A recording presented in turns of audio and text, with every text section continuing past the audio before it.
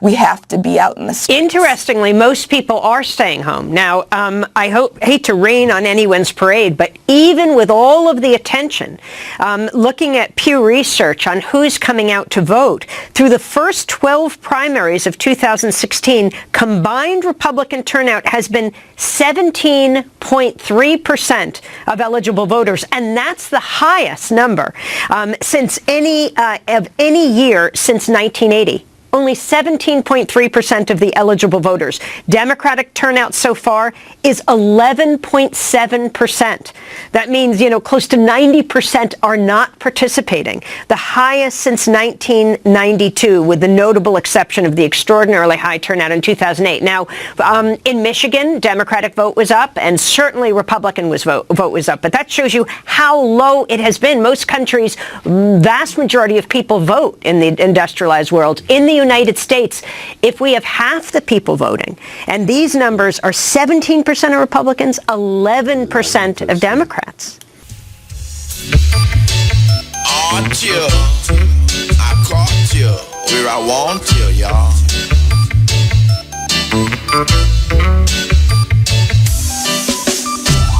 They must want like them nice. Them no nice like we. And I go on like them sweet. Them no sweet like we. Them a go on like them high. But them take it so low. And I go on like them care. But them not sincere. Them no nice like we. Good nice like we. Them no nice like we. Them no them no nice like we. Them no know Marcus Garvey. No nice like we. Them no know Sister Nanny. Them a go like them rough. Them no rough like we. This is the Cutting Edge.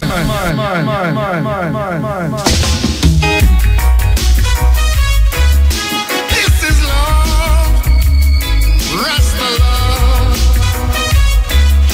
yeah. I and I check for you, girl. The Rasta man check for you, yeah, yeah. The Natty check for you, girl. The Bingy man check for you, yeah, yeah. Girl, you are the one for me. Together we were meant to be.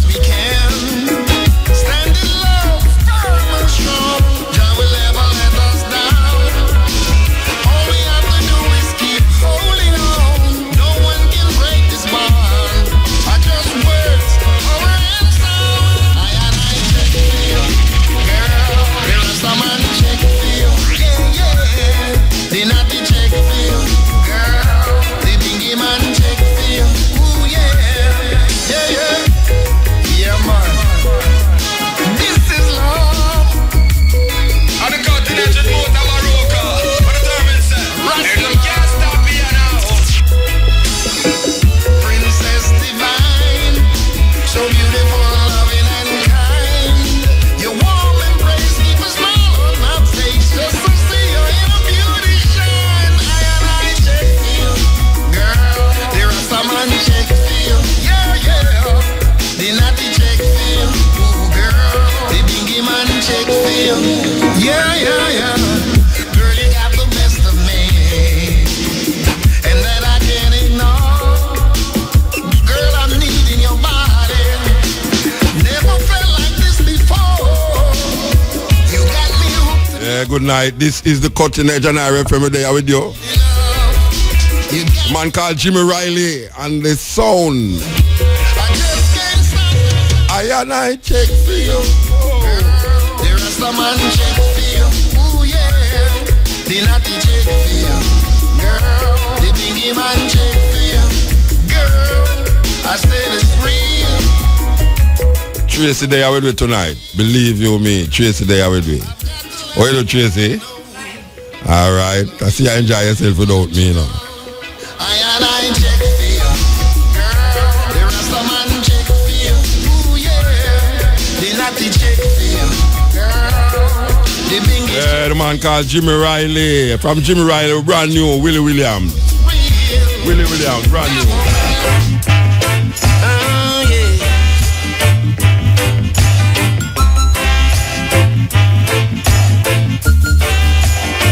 Oh yeah. She's a natural beauty, Miss Cutie Cutie. She's a natural beauty, Miss Cutie Cutie. Spot her from across the floor as she came in through the door. Her naturality was showing, her radiance was glowing. She didn't need any makeup on her skin, cause it seems she's got everything. She's a natural beauty, Miss Cutie. Brand new Willie Williams. May I tell you? You remember Willie Williams? Yeah, I'm a Gideon time. I am man. I am same. Miss Cutie Cutie. She's a natural beauty, Miss Cutie Cutie.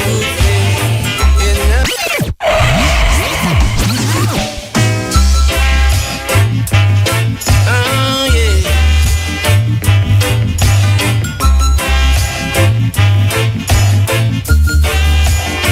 Oh yeah. She's a natural beauty, Miss Cutie Cutie.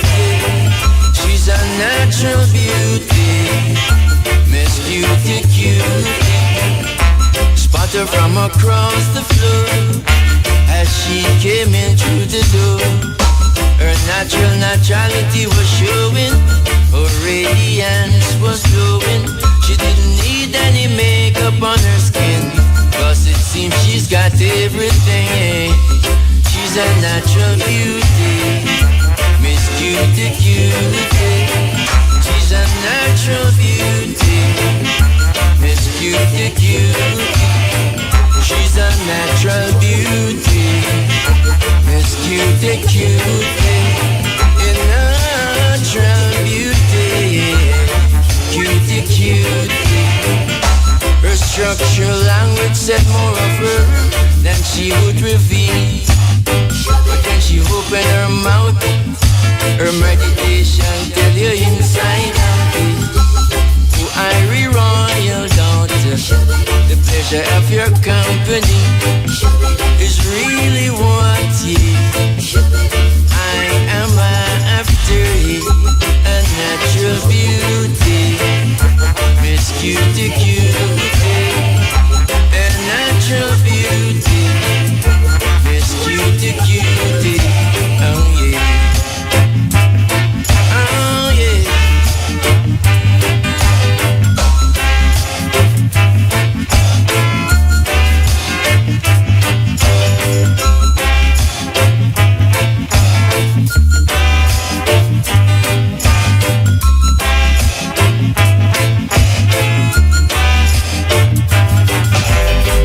Now beauty's in the eyes of the beholder. Some say it's candy, but when it comes to showing inside out, you take me, 'cause I was tempted. I couldn't hold it back, yeah. I couldn't shut my mouth, yeah. I redoubt what you are after, a natural beauty, Miss Cutie Cutie, natural beauty, Miss Cutie Cutie, a natural. The man called Willie Williams, brand new. May I tell you, cutie matter about natural beauty. The man, them still in the studio make music, you know. Yeah, man, them man are still in the studio make music. As they say, you're a cool operator. Oh yeah, a natural beauty, Miss Cutie Cute.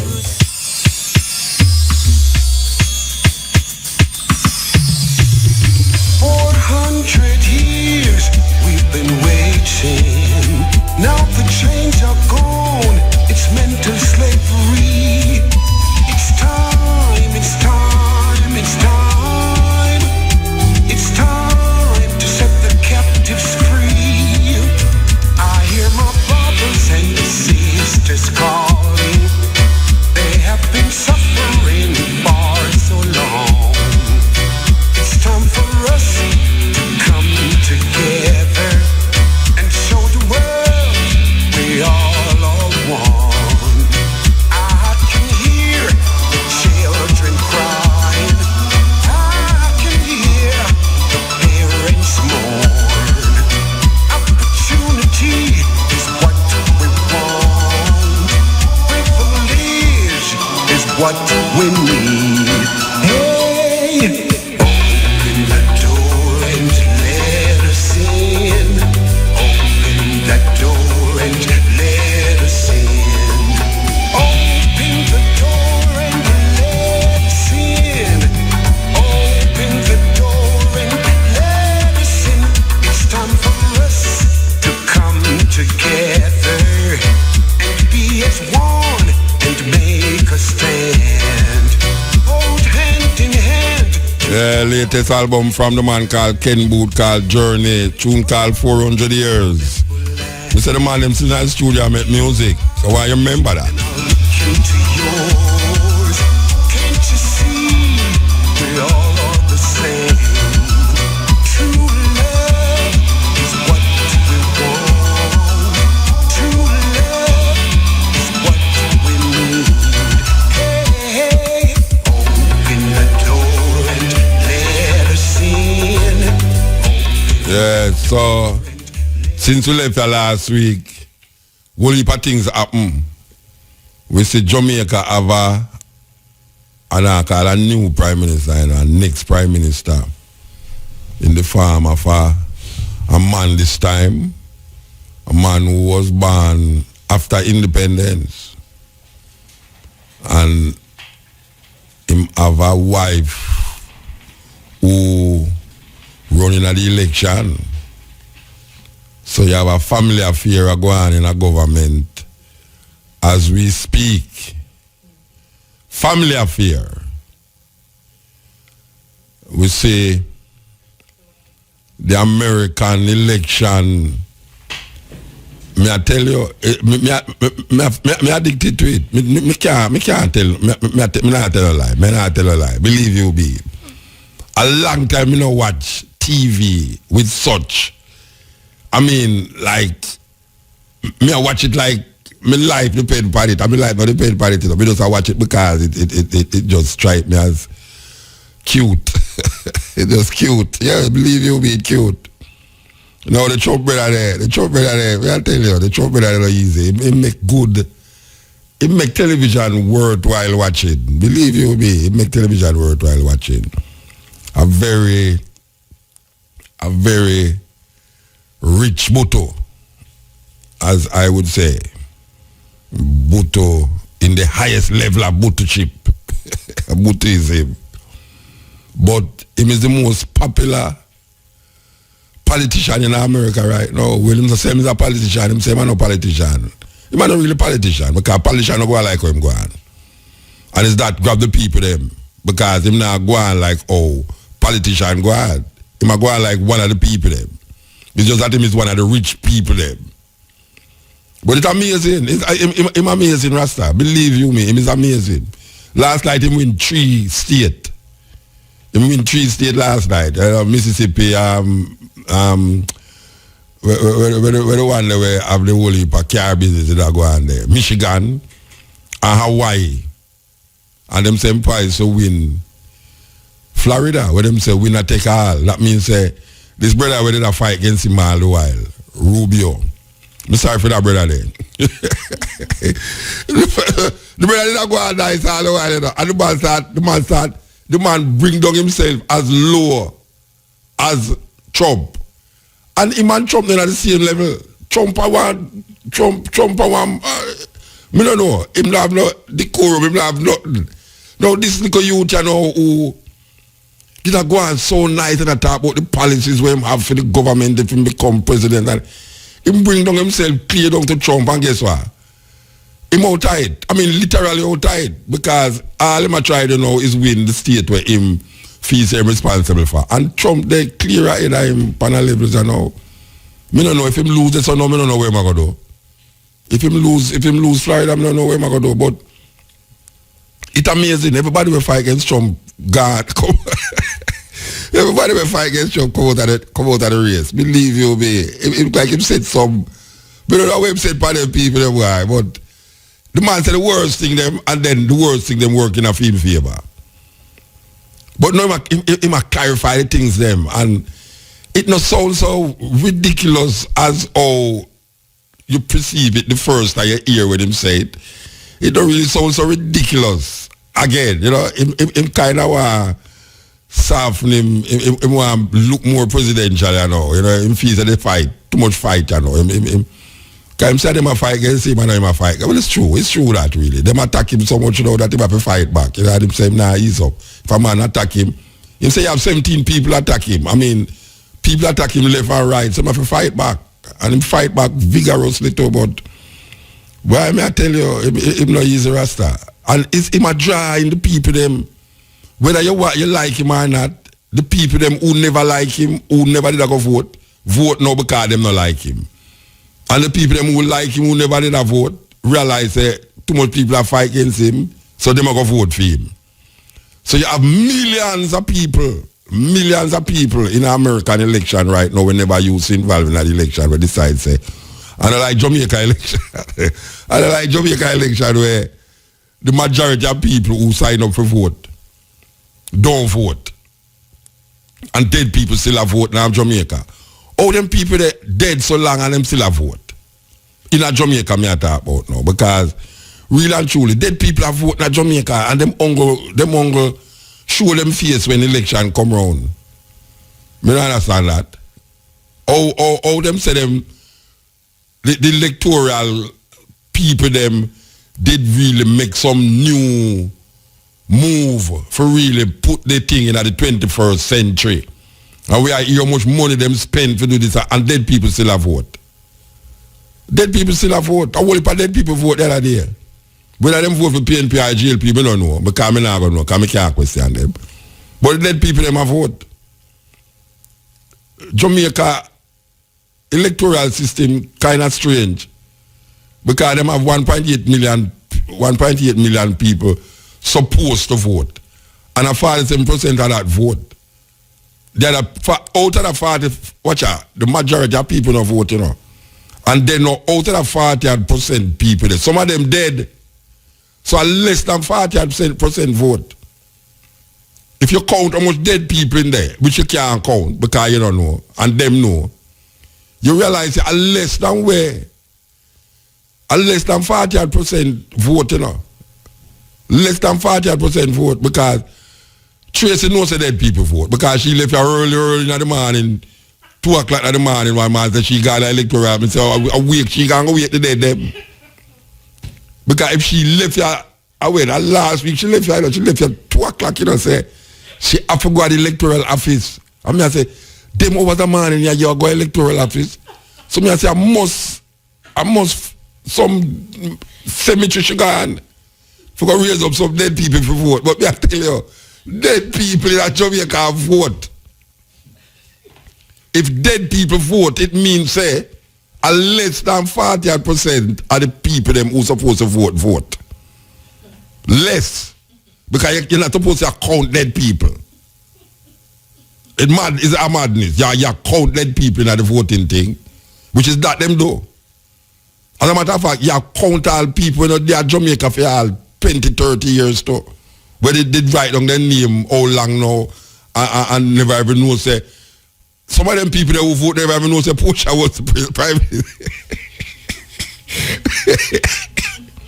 You have some people who vote at the election, you know, when they never even know say Portia was the prime minister. How that possible? How that possible? The electoral office say from a long time them say, boy, we're ready to take this thing, you know. We're ready with the thing now, everything nice. We say Tracy left here and say she ready to for go set out her plan and all them thing there in the electoral office and them thing there.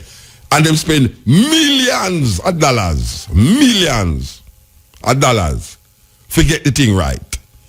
Then all them get the thing right and only 40%. How much them say? 47% of the people them out of the 1.8 million. And me I tell you say, if dead people vote and people who did sign up from years ago, we down there Jamaica, absentee people them who gone all Afghanistan and all them places.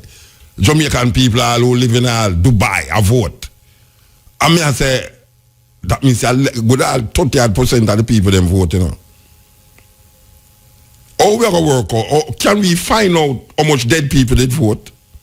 Me don't know. I want them Tracy can figure it out for me. That's all tomorrow me figure it out. Me don't know, maybe too fast.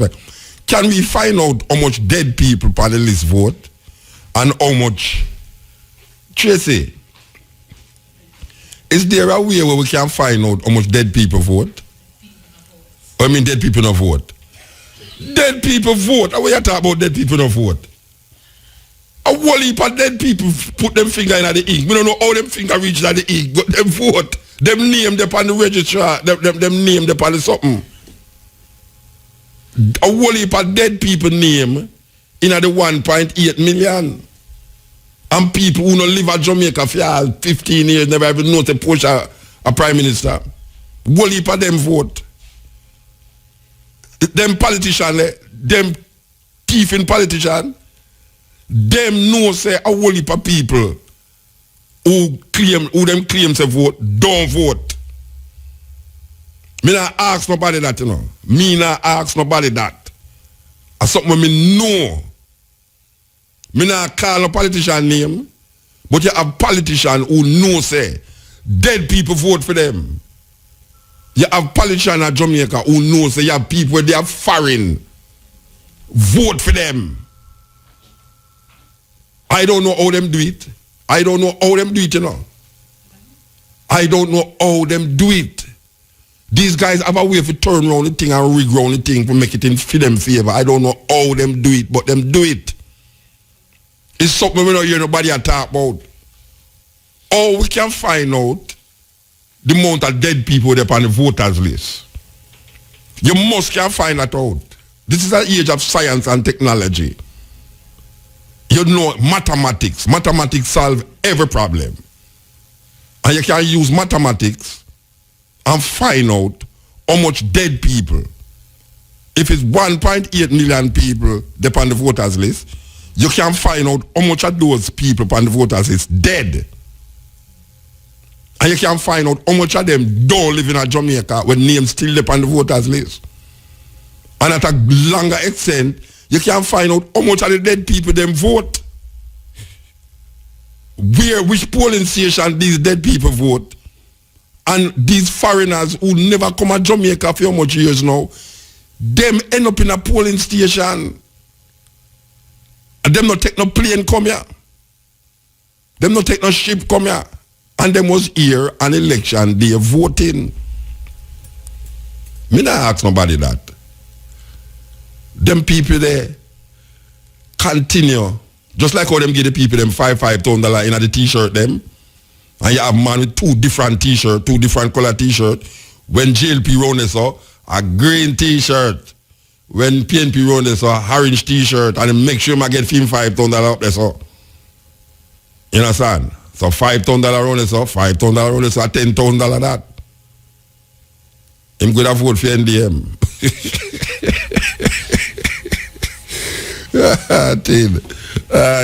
This thing of politics, terrible. You know what I like? I like when the dead people that move vote call me, believe you me. Because if God can call me and Jesus call me and the devil call me, one of the dead people that must can call me and tell me who them vote for. And if them they getting the $5,000. Because it's a serious thing, It's a serious thing. When me look how we are going to America, I must say a guy who are no politician just come up because he's rich. And him just come up now and never in the history of the Republican Party, them have so much people a turnout for vote. Whether them have vote against him or for him. Them never see so much people have vote yet. Never. This guy, I hear a man say Donald Trump is a rock star without a guitar. Them said Donald Trump is a rock star without a guitar, but I sure know the dead people that vote in America. I know the dead people that vote in America. At Jamaica have dead people that vote. And politicians know.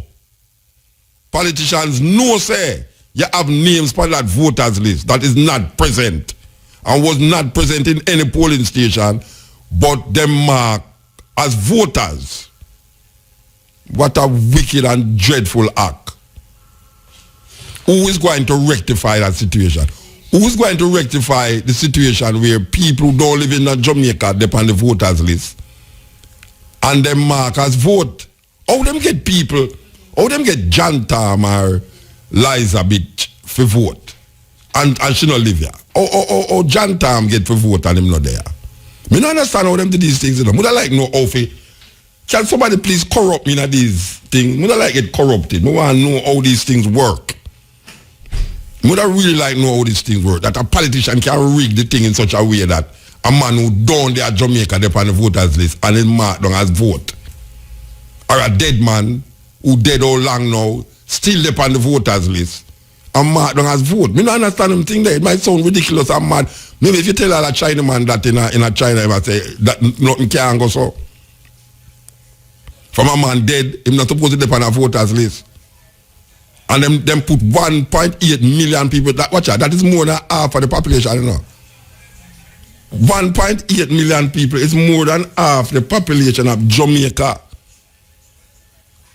If 1.8 million is more than half the population of Jamaica, how is that possible? That is only 40% of the people them vote. Me don't understand that. Me don't understand it. Can somebody please put me straight? Because I am totally naive to these things. Naive. I remember years ago my mother tell me say my mother used to live at Central Village. I'm say it already, My mother used to live at Central Village. And when she go to the polling station, she see a brother out there with a long M16 gun and him say, "Mommy, you vote already, And she just turned back. We better say when she see the bar with the gun and I tell her, "Mommy, you vote already, She just turned back. She never voted, She never vote. And she never vote that year there, My mommy had one party from she born, and was one party she vote for, You understand? But just like most Jamaican people. Most Jamaican people don't really check about issues and if the man they bad or the man they good or if them do or them not do or what is the policy.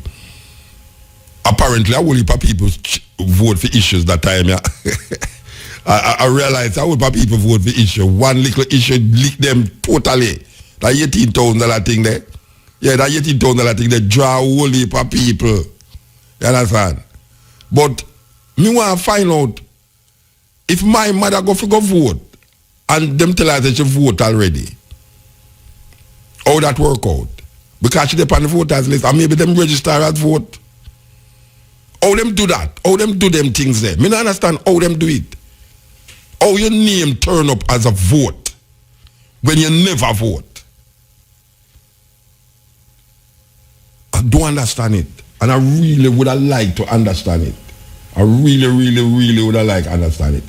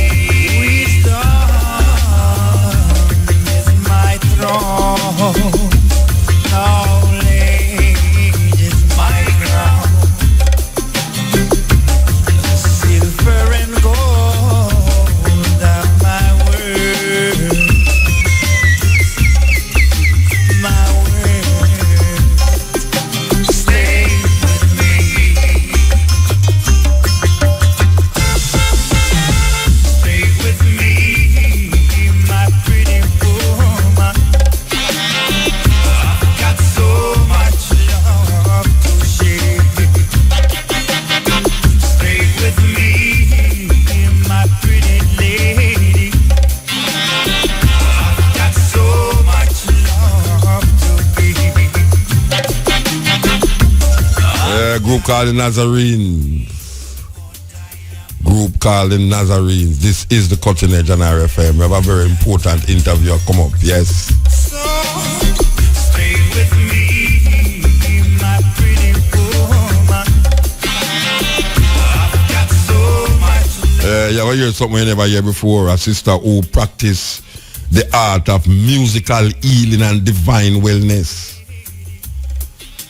When I say musical healing, you never know what music can heal you. Yeah, man, music can heal you, man.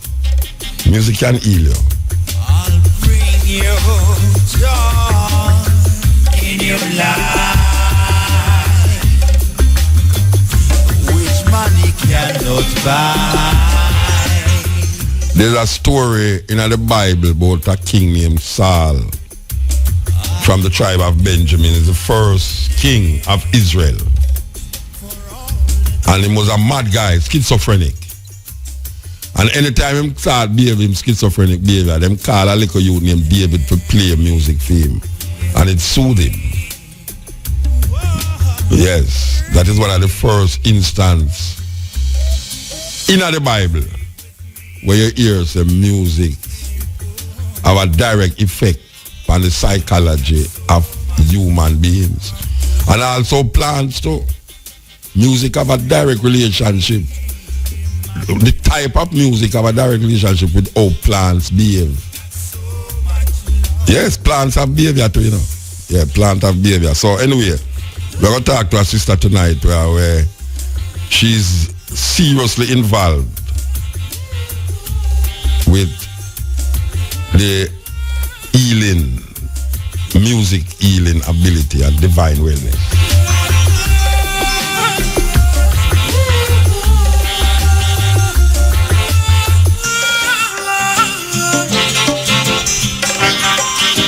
This is the Cutting Edge. We're there with you, as we are saying. Very important. I think I met that sister down a Rebel Salute, you know.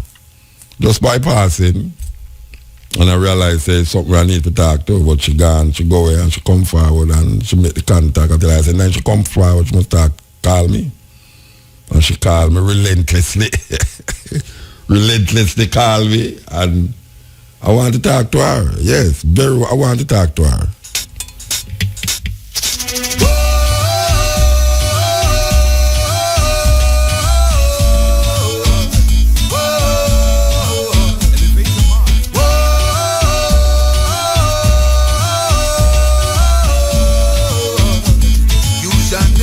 Elevate your mind, walk away from crime.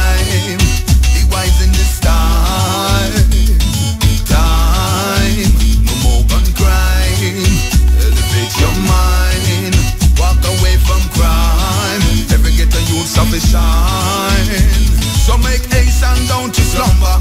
Don't you give yourself no number. Be ready when the roll him thunder. Until you call, you must answer. Don't you fall on no stranger and put your life in a danger.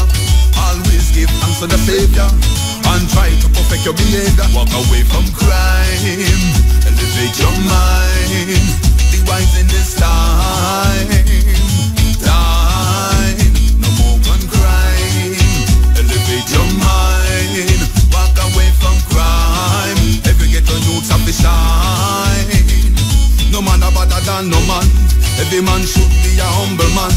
We should have tried picking up the land, eradicating the confusion. Remember, no man is an island, and no man stands alone. Before you come in a dance, me beg you leave your gun at home. Elevate your mind. Walk away from crime. Be wise in this time. No more crime. Elevate your mind. Walk away from crime. Every ghetto youths have to shine. Elevate your mind. Walk away from a crime. Make haste and don't you slumber. And don't you give yourself no number. And be ready when the roll him thunder. Until you call, you must answer. Don't follow bad friends, no stranger. Them will put your life in a danger. Always give thanks to the Savior and try to perfect your behavior. Elevate your mind. Walk away from crime. I tell you, sweet music. You know, we hear that them old three youth teenager for the murder of Luciana's son. Quick too. That was quick. Yeah, that was very quick. I love that. Yeah, 3 youth, 18-year-old and all them way. Them, I don't understand them something there. None of them no older than the youth of them kill. 3 youth them old for the murder. So we're going to see we're going to come out of that. Because we know say the wheel of justice grinds slowly in a Jamaica. Clog up the justice system.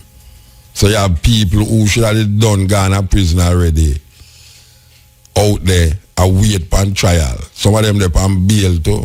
May I tell you, it's a serious thing. But yeah, we hear to them all 3 youth. We owe them to all 3 youth for Luciana's son murder. You understand? So it's very interesting to find out 2 things. How them catch them youth there and why them youth they do that. It's very interesting to hear that. Why them stab up the youth and how them get caught. You know, because to me that is very quick. It's last week that happened. It's last week it happened and this week them catch him. Catch a 3 youth. Them, I think one of them said them live at Corville. Yeah, one live at Corville, them kind of way there. But yeah, I'd really interested to find out how them catch them so quick and what lead them to that. I guess the police them not going to tell you still, but it's really interested to find out that. Sizzla.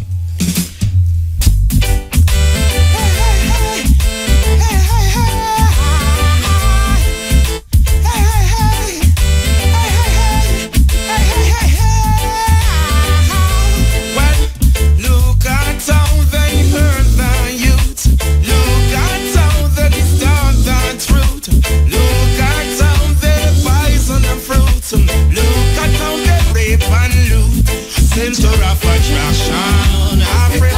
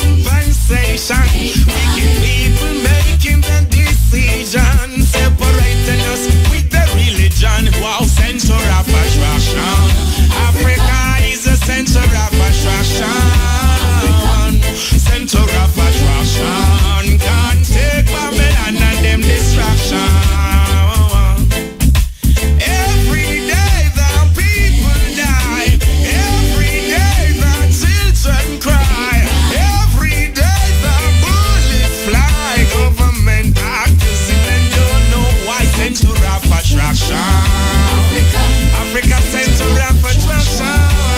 Africa is the center of attraction. Can't take Babylon and them distraction. Well, look at how they hurt the youth. Look at how they distort the truth. Look at how they poison the fruit. Look at how they rape and loot. Africa is the center of attraction. Hey, we not stop talking them thing there, you know. Always I go on and on and say Black History Month of February and them thing. We don't know nothing about just because of Black History Month we talk about Africa, you know. Every program that we depend on Africa. You could have ball a little more. I'm to come with them Africa thing. Yes, we are coming with it. Because black people head too tough. They don't recognize themselves. Them not recognize themselves. That is why the people them can come with a sort of gimmick. Light in your shoes like say a car and I tell you. Put a light in your shoes, you walk down the road, a car just take a gauge off for you. $60 bicycle. We understand them things they do, you know. I mean, I understand them, but you know, it's like how them have wear tear-up clothes. You know, I don't understand how black people are wear tear-up clothes and say a fashion. It's madness. It's downright madness. You're not supposed to have tear-up clothes on the road and I go on like say it's a fashion statement. Because the people them who don't have nothing, don't have nowhere to live, don't have no food to eat and sleep on the street, them have tear-up clothes. And people look down upon them. So you see right now, anybody who me see have tear-up clothes, me I look down upon them, including Brian. Can't take Babylon and them distraction. Children need education. Black people need compensation. Wicked people making the decision, separating us with the religion. Wow, center of attraction. Africa is the center of attraction. Center of attraction. Can't take Babylon and them distraction. Every day the people die. Every day the children cry. Every day the bullets fly. Alright, so we are telling people them say music have a healing, have the ability to heal. Not every kind of music. And as we say, we want to talk to this. I don't know if I want to pronounce her name right, you know. Teshia Ahmed El Mahat. I wonder if I pronounce the first name right. Takia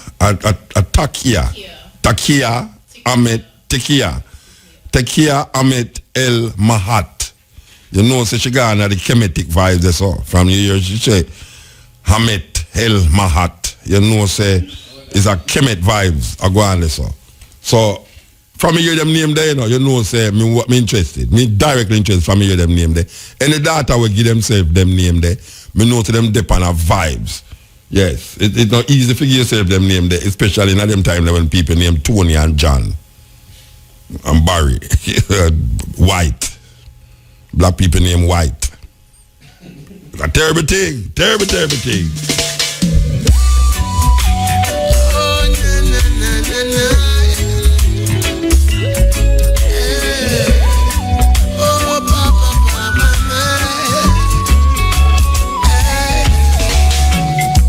No cigarette smoking in my room.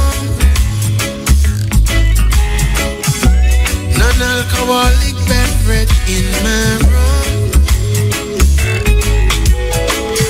Juju gave me a boom drug this afternoon, and I'm gonna get a next portion real soon. And I'll be gone for a while. Keep that perfect smile. Do your very best. And I'll be gone for a while. Keep that perfect smile. Do your very best. I'ma keep you warm. You're cold outside. Protect you from the storm. The world outside.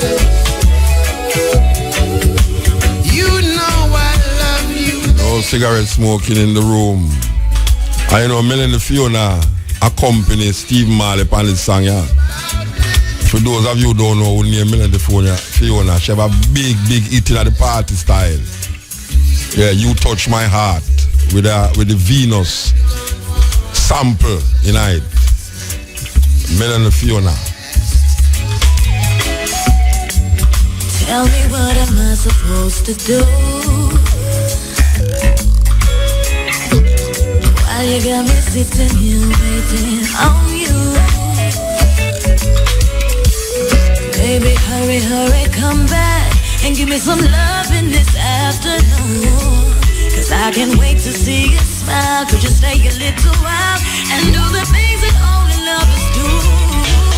Trying not to think about how I'm gonna do without your touch. And I can't stop thinking about the loving that I'm needing now so much. And until you come back to me, there will be no cigarette smoking in my room. No alcoholic beverage in my room. Serious thing, no cigarette smoking in my room. I don't want no smoking in my room. That's how drastic I am. I don't want no smoking in my room. Go outside with the smoking. You understand? Yes. Give me some good love this afternoon. And I'm gonna get the next portion real soon. How soon? Give me some good love this afternoon. Yeah. And I'm gonna get the next portion real soon. Yeah, this is the Cutting Edge on RFM. You know, we always search for things where we know is of a serious nature to the development of the people. Well, you know what I'm saying? When the people ready, the teacher will appear. Sometimes the teacher come too quick. So a whole heap of the things them what we have been saying over the years seem to get lost because the people them never really ready for certain things. But apparently a whole heap of the things them where we have been saying over the years kinda latch on now because of the age of information and technology now. So a lot of the things them that we say right now don't seem to be so far-fetched and outlandish again. Because as we said, people can log on and find out if Muta is idiot or Muta is stupid. You understand? And most of the time they find out that Muta is not stupid. So we want to introduce you to this sister here. We have to pronounce her name right now. Is Teshia or Tekia? Actually, it's both. It originated as Hebrew and Tekia. Tekia. Tekia. Okay, so Tekia Ahmed El Mahat. Yes. However, I'm there's a Cherokee warrior named Tachi, and since I'm Cherokee, I also go Tachia. Okay, which Taki and Tachi. Yeah. Okay. Okay. Yeah, man. That's sweet. Okay. You're saying. All right. You say you're a known healer, but I never know you before, so I'm out of the loop totally. So you have to give me a little background for yourself, you know, because all I know is that I hear you talk about this thing, and I say, boy, I love the people them here where you have to offer. So I want you to give the people them a little autobiography of yourself. Okay, good thanks. Okay. Well, yes, Mutabuka, when I first met you, I was a reggae artist out of Austin, Texas. And then when I moved to California, I had an injury, and I had it healed. First, I had popped a rib, and I've had it healed with acupuncture and chiropractic, but I didn't like it. And then I found someone practicing the sound healing with the tuning fork, and that really worked without any pain. So now I'm doing the reggae music and the sound healing with the tuning fork. So it's all sound healing, but I specify the comedic sound healing and the reggae. So you was actually born in Texas? I was born in Chicago. Oh, Chicago. I was born in Chicago. Okay. Okay. And I studied, went to college in Texas and Oberlin College. And then I went to Texas for graduate school. And I had some unfortunate circumstances. I withdrew from grad school, but reggae was there to save me. Yeah. And so I started listening to the teachings and reasoning with people. And then I joined a female reggae band. And then I wanted to be in the band with my ex-husband, Mario. So I got into the band Tribal Nation in Austin, Texas. All right. You know, the first time I was exposed to this music healing thing was in Australia. We went to this holistic health thing and Reiki and color. Them using color for heal people. Them using sound for heal people. And I like, wow, you know what I mean? Oh, I never see them thing there yet. And it take me to go clear Australia for go find out, say them thing there pass. Oh, okay. And then we go California too, and we see this thing at the next expo. All right. Make I ask you a question. Is you make up this thing Chemitone? Yes. You make it up? I made up the name Chemitone. All right. Tell me what is Chemitone? Okay. Chemitones is my own version of acutonics. Acutonics is the healing technique that uses the tuning forks that are tuned to the planet. All right, no. First of all, repeat what you say now, because you have to give the people them exactly right. Okay. Because this is totally new to most of the people them really listen to what you say. You understand? Okay. So you have to take them, feed them with your breast before you give them you understand? Okay. All right. So acutonics is similar to acupuncture, only we use sound instead of needles. The acupuncture places the needles on the meridian, which is the flow of the energy for our organs and the chakras, and wherever there's a pain. And the pain or illness or disease is caused by a block in the flow of energy. So we use the sound to eliminate the block. Okay. So you have a kind of triangular metal thing where you lick it and it sound or you work it out? No, it's a tuning fork, like when you tune the piano. Okay. Yeah, and only you put it right on the body. Put it right on the point of pain or the meridian or the chakra. And then what you do? You touch it, you lick it, what you do? No, you just put, you strike the tuning fork on a piece of rubber so that it vibrates. Yeah, that's what that's You put it on the body, and then the sound goes into the body. Yeah. The sound has an effect on the water in our body. There was this scientist from Japan named Dr. Emoto that did some work on water. He took glasses of water and wrote words on it like, I love you, you're beautiful, stuff like that. And then he took some water samples and put words like, I hate you, you're stupid, you're ugly. Then he took water samples from polluted water, like lakes in Japan or toxic water sources, and then took samples of the same water after they said prayers over the water or played certain type of music. And then he froze the water samples and looked at it under a microscope. And the water samples that had been given the positive vibrations were all aligned, harmonious like a snowflake. The frozen water crystals were beautiful.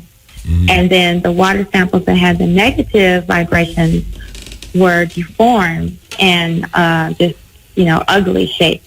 Oh, so that okay. That's how I'm come to the conclusion that in your body, it reacts the same way. Yes, the body is like 70 or 80% water. Okay, all right. So, how you put this into action now? For instance, now I come to you. What and I say, boy, you want to see me have diabetes or me have high blood pressure? Tell me what you would do with this sound thing. Well, for diabetes, that is more about a change in lifestyle and change in a diet. Okay. So I would do the tuning fork treatment to help support you while you make the change. The sound healing is not just a physical shift. It actually can help you in your life. For instance, when I started going to my practitioner because I had popped my rib, after the physical ailment was dealt with, then things in my life just began to rearrange. Doors opened, things I had wanted to do for years I couldn't do. They just started happening. I didn't even have to do anything. I started traveling. Just everything started to open up in my life.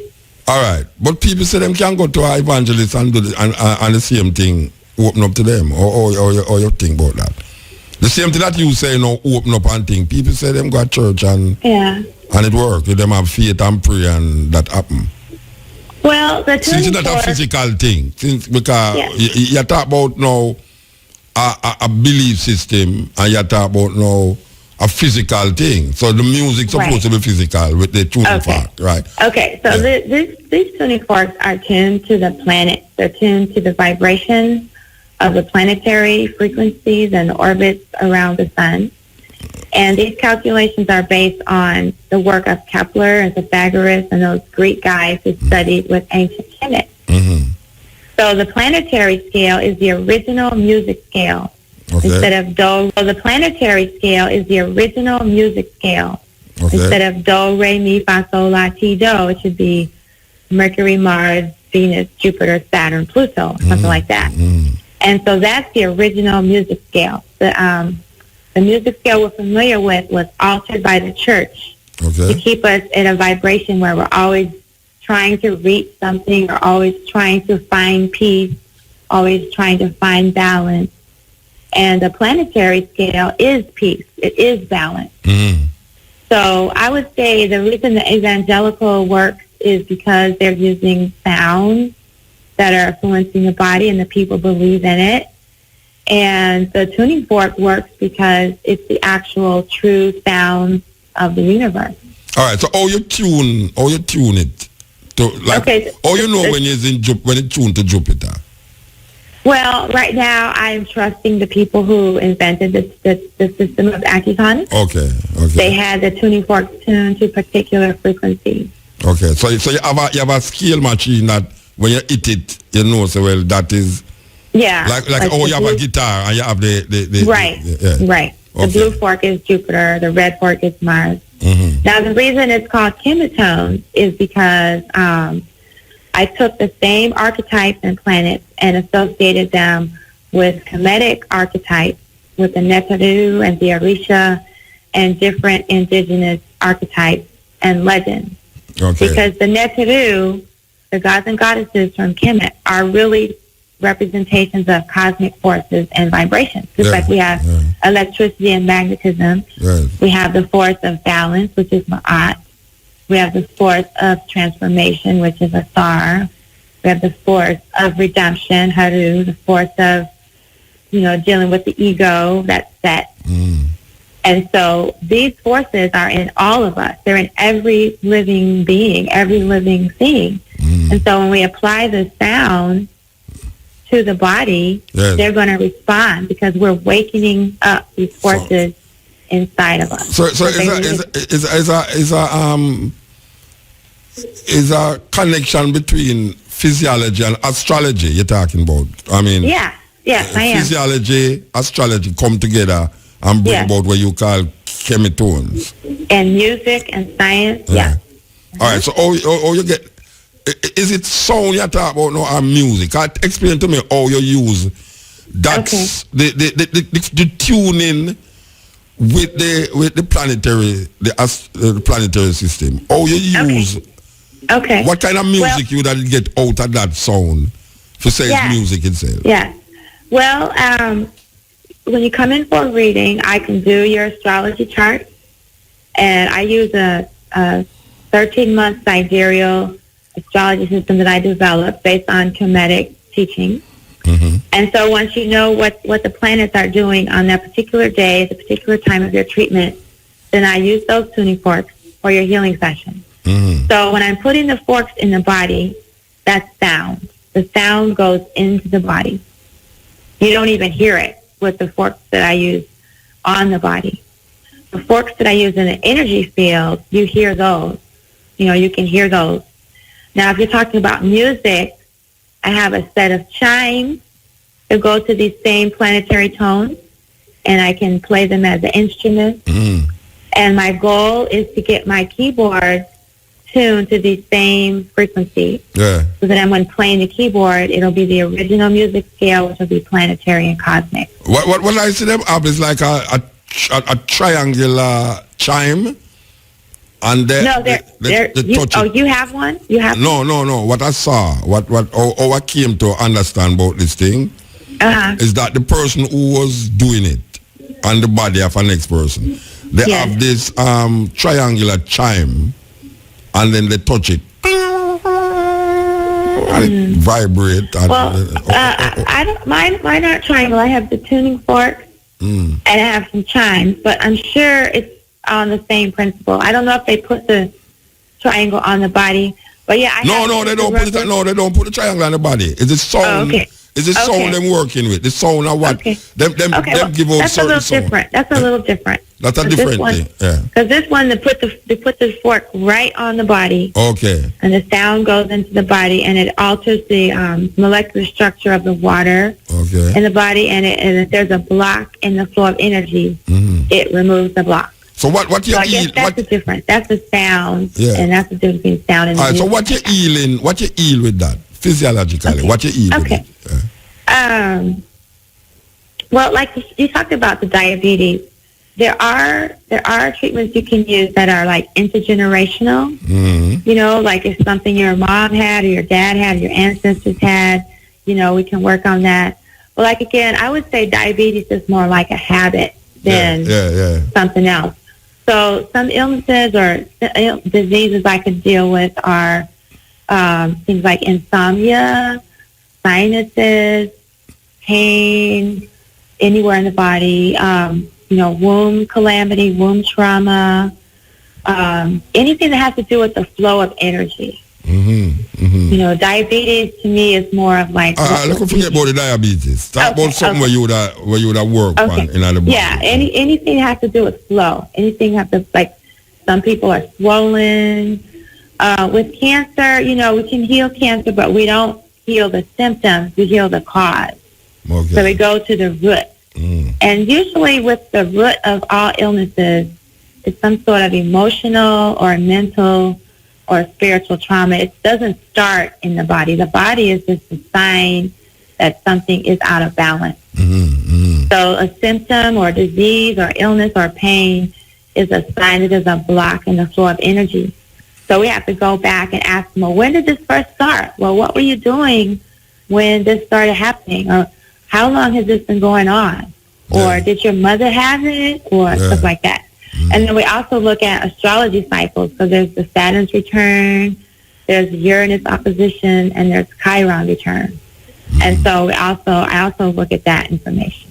All right. You mentioned the Greeks a while ago, and we know that the Greeks get it from the Kemetic people. But how you translate the Greek philosophers and astrologers and physiologists from that to Greek, or not Greek to Kemetic? Did you go and study it in the Kemetic way, or did you study it from the Greek way? Okay. The acutonics, the healing system, I studied the Greek way from the person that taught me. Yeah. And then every time I go to a class, they say something crazy about the Greeks did this, the Greeks did that, and I'd have to raise my hand and say, excuse me, they studied in Kemet. This all began in Kemet. And then I started to be like a pain, you know, annoying them because I was always interrupting them. And then when I started teaching my own students, the same thing would happen. They'd be like, oh, not about the Greeks again. And so then I studied and researched, you know, the Kemetic terms for the planets and the chakras and the zodiac. And then I just made a correspondence based on my own research. And then I went to the acutonic school and told them what I was going to do. And they said that I can't do that because the founder is an Egyptian priestess, and if anybody's going to develop Egyptian acutonics, it's going to be her. So then I just kept, you know, studying on my own. And then one of my other teachers said I don't need their permission to be myself. So then I just started promoting it on my own.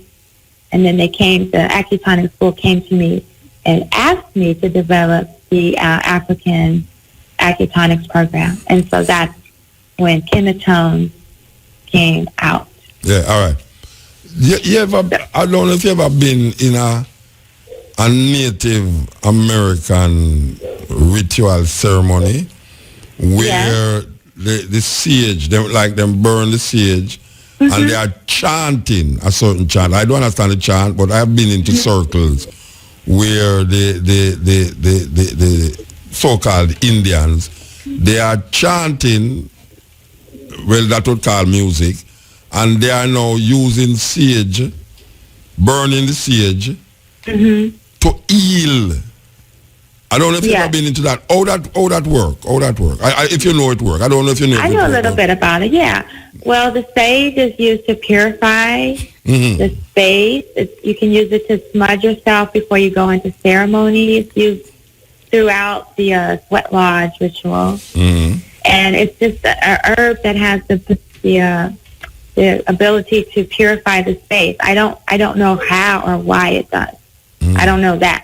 But I know that it does. You put it near your heart chakra, you smudge the room. The chanting, same as in our culture, you're raising the vibration, you're using the sound to shift the frequency of the person and the room.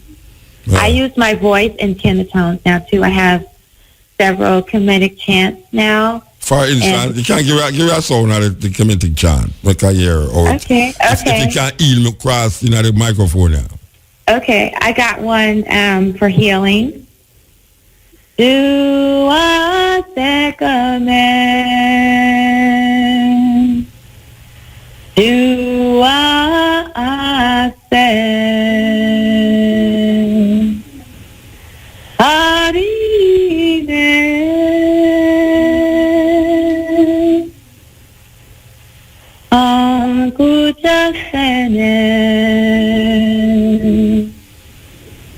And that means adorations to Goddess Sekhmet, power of the life force energy. Adorations to Goddess Aset, Lady of Wisdom and healing words of power. Do for this child life, vitality, and health. And then the Buddhists have a chant that they chant. And that, I mean, it's like most of these, what they call indigenous group of people, have chants, musical chants that they chant when they're healing people. It's only in the Western world we don't see that. The music is not utilized to heal people.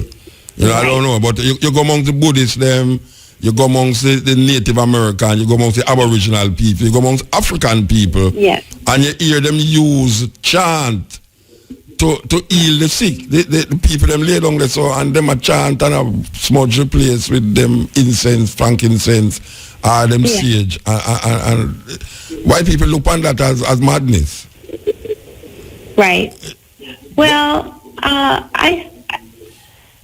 okay, so we know everything is really light particles operating at different vibrations and frequencies, and everything we see is an illusion, and we're touching these so-called solid objects, and they're not really solid. So all the chants are based on the 5 sacred syllables, A-E-I-O-U, and you could do so much just by chanting those vowel sounds, because that's the, just like the planetary sounds is the original music, those vowel sounds are the original way we used to communicate. And so when we chant those sounds, they're so ancient. They go into our bodies and they access our DNA codes, and they just unlock the energy blocks, or they release the toxin or the poison. And the poison can be a thought. The poison could be a word. The poison could be something in the environment. It could be the carpet or the paint. And so, when we chant or when we burn the sage or the frankincense, we're really just shifting the frequency in our environment. Definitely. The idea that, all right, Sunday mornings, you hear what I preach up on the radio. And them have this nine crying sound. Praise the Lord. Hallelujah. That's supposed to make you have disease. I mean, Right. nothing can work that way. I mean, it's supposed to kill plant. Yes. I don't know, I just try to figure out, can these sounds that these preachers give off help to heal people, or is it more of a damnation to the people? Because when I listen to it on the radio, I really want to listen to it, but it sounds like some dancehall music where you don't want to hear. It's not that you don't want to listen to dancehall music, you don't want to listen to these preachers, but when them start with it, I said, no, sir, that now heal nobody. Okay. Well, let me see. What comes to my mind is I got to study, I took a workshop with this sound healer named Vicki Dobbs, and she developed this, I don't know if she developed it, but she uses this technique where you just give sound to whatever is in your body that doesn't belong there. Like if you have a cold or a pain or a negative thought or something, you just give a sound to it. And when you give a sound to it, you release the toxin. So I'm going to give you an example. She taught me this, something's bothering you, you just give it a sound.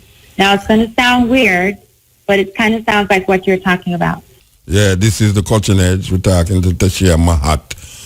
She have a bachelor in physics and also studied galactic astronomy. Now, studying galactic, well, first of all, I want to explain to the people them when somebody said them study galactic astronomy, what them studying. Okay. When I was studying galactic astronomy, we were studying the formation of galaxies and their life cycles and, just the life of galaxies. I took pictures of galaxies. We took measurements from the pictures of their spectrum reading, mostly the formation and just their life cycle. Yeah, you have your phone on speaker? I have my headphones on. Headphones. Oh, you don't have the phone to your ears? Yeah. No, I have headset on. Okay. Can you hear me still? Yeah, I can't hear you. It sounds like... How is it now? Is it better now? No, it don't sound a bit... No, it's okay. I'm just trying to figure out why it sounds so like echoish like. Anyway. Oh. All right. Oh, so okay. The study of astronomy and also the study of physics would help to arrive at the space where the alignment of these stars, the alignment of these planets, and the relationship between the planets and how your body react to where the planets are at the time when the planets are there. And I guess your birth would have something to do with it too. When you're born, would have something to do with it. Yes. All right. So explain to the people how that connect to a blocking in your body, in the human body. Okay. I'll do my best. You're asking really good questions. Okay. So if there's a situation in your life, like trauma or, trauma, it can cause a block in the flow of energy. The trauma can get stuck in your body. Like when a woman is raped, the trauma is stuck in her womb until she does something to release the trauma. If this happens to our ancestors, like in slavery times, and none of the generations have done anything to address it, it's still in our body, like post-traumatic slave syndrome. Right. So we use the, if you come in for a treatment, we'll do your astrology reading. We'll see where the planets are when you were born. We'll see where they are now. We'll see how they relate to, the past and where you are now. We'll choose the tuning forks that correspond to the astrology reading. And since we already know that the sound eliminates the block, then we use the specifically chosen forks for you on that day to address whatever ailment that you have. We can also use the sounds to shift the environment in your space. You know, like you use the sage or feng shui. Feng shui is depending on where objects are placed in your home. Yeah. So we can use that to shift the energy. Everything's about shifting the energy. Mm-hmm. So, so as far as your astrology, how things were aligned when you were born, it's just as above, so below. However things were up in the universe, that's exactly what's going on in your life and in your body. Mm-hmm. Because the cells, you know, the way the cells are arranged, it's very similar to the way the solar system is arranged and the way the galaxies orbit around as well, the microcosm and the macrocosm. Yeah, you know, there's I don't know if you hear about Khalil Gibran. Yes. Khalil Gibran is a Lebanese poet who wrote a book named The Prophet. Mm-hmm. And in that book, he says, and love him say, and when you love, you shall not say, the Lord is in my heart, but I am in the heart of the Lord. Mm. In other words, mm-hmm. God is not only in you, but you are also in God. Yes. So there's no time when you are not in God. And if we would recognize that God, we are in God, we would be more efficient and understanding of our surroundings, because we are connected. If you are in God, it means that you are connected to nature. You are connected to the energy. So what I hear you say now is that in understanding the cosmic energies, the astronomical and the galaxies, what you are doing is connecting what is inside of you physically with what is outside of you naturally. Yes. So you are using now the knowledge of what is outside of you to deal with what is inside of you, because it is directly, what is inside of you is directly related to what is happening outside of you. Yes, exactly. It's one and the same. It's only the Western mind that sees it different. Say, yeah. The Western mind said, I am here and you are out there. Yeah. Yeah. So we're really, the goal is to become one with the divine. That is what the Rastaman has always been saying, I and I. There's no second person. I and I is the same, one. And the Egyptian, well, coming forth by this, say, to see the goodness in things, you have to see yourself in things. If you don't see yourself in things, you can't see the goodness in yourself. Because what is out there is what is in here, you know. Yes, and also what's inside of us is inside of everyone. Yes, it's a connection. It's a connection. Yeah. So in order to understand what you would say now, we have to get a clear understanding that there is no separation from nature and the human being and how human beings internal, physical internal, react to what is outside of them. Right, because you see it as separate. It's really about a flow. It's a flow of energy from you to everything that's in your environment. It's just an energy flow. So if you're in an environment that is always like just miserable and thing, it's bad feng shui. I mean, even if you put your bed, if you sleep with your bed at a certain way in your room, it leads to a certain karma in the room. If you put your dining table a certain way in your dining room, it leads to a certain karma in your food. Yes. That is something that Eastern people understand and Western people ignore it. Mm-hmm. I truly accept feng shui as something that is scientifically practical. How you set your house, how you set your furniture, them, where the window is, one door, something come into one door and lead out to the next door, something come into one window and lead out to the next window. You must have window to window, door to door. If it come in one way, it go the next way. It's a principle that I personally accept. I really accept that principle.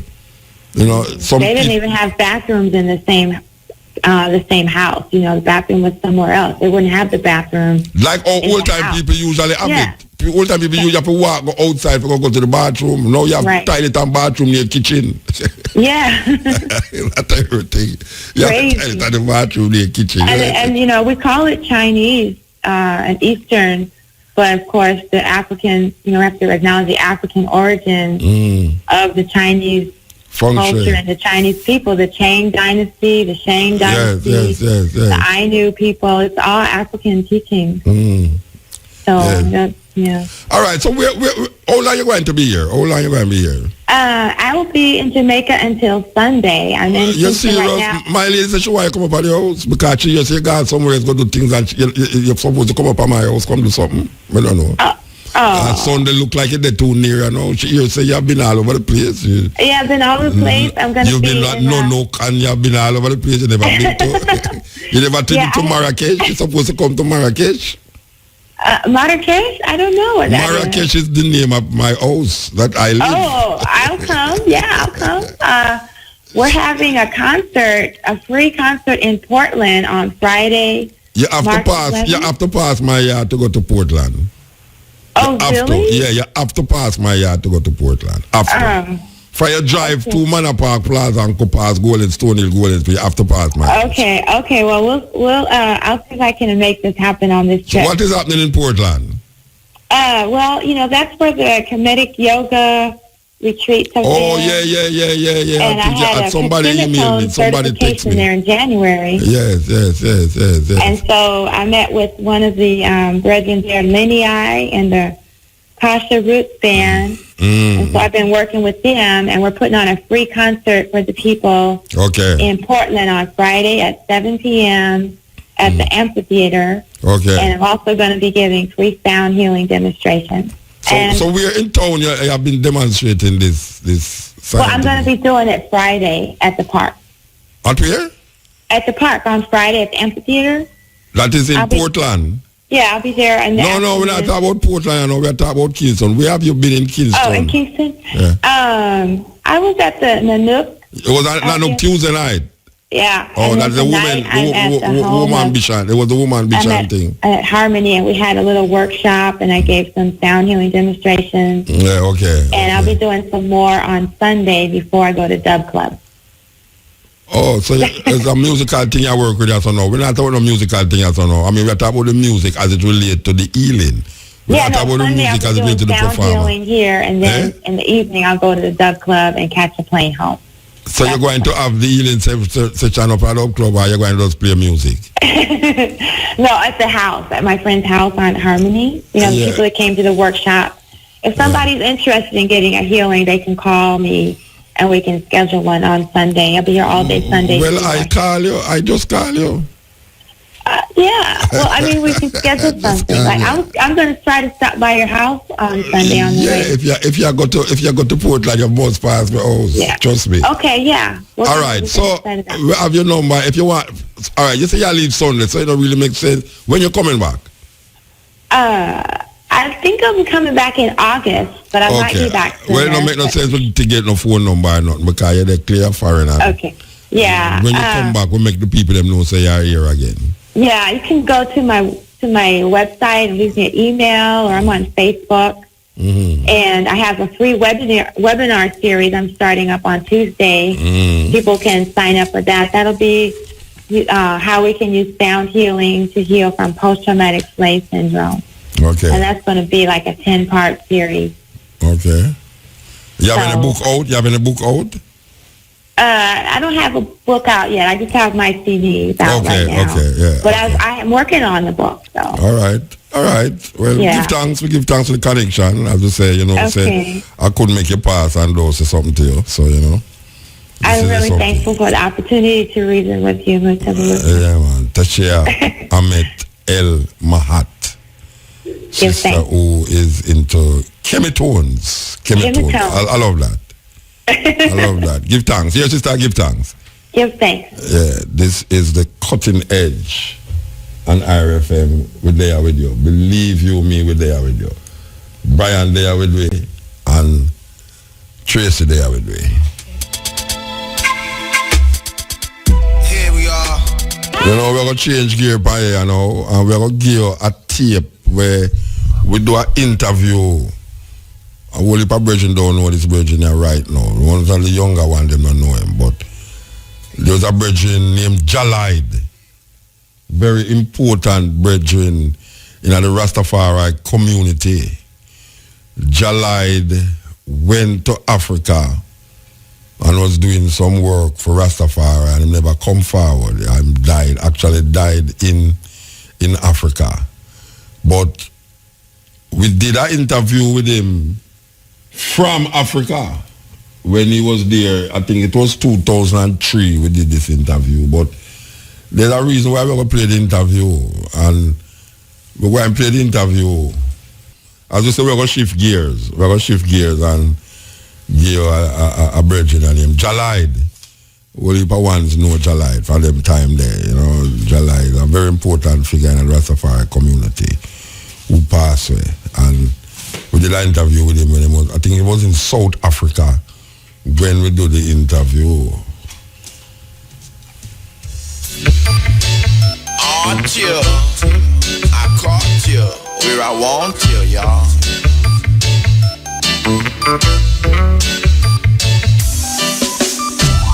They must want like them nice. Them no nice like we. And I go like them sweet. Them no sweet like we. Them a go like them high. But them take it so low. And I go like them care. But them not sincere. Them no nice like we. Good nice like we. Them no nice like we. Them no King Selassie. Them no nice like we. Them no Marcus Garvey. No nice like we. Them no Sister Nanny. Them a go like them rough. Them no rough like we. I know. You there with me? Okay, nice, beautiful. Yes. Forward him. You're right. Blessed my lord. Yeah. Jah Lloyd at the radio. Rastafari be magnified. Johannesburg. Oh, you the man? Well, the connection not too great tonight, not hearing the eye. All right, tell me if you hear me now. Yeah, hearing I well? I hearing you well. Beautiful, I'm just barely hearing in the eye still. Yeah, where does I heal up the eye from in South Africa, you know?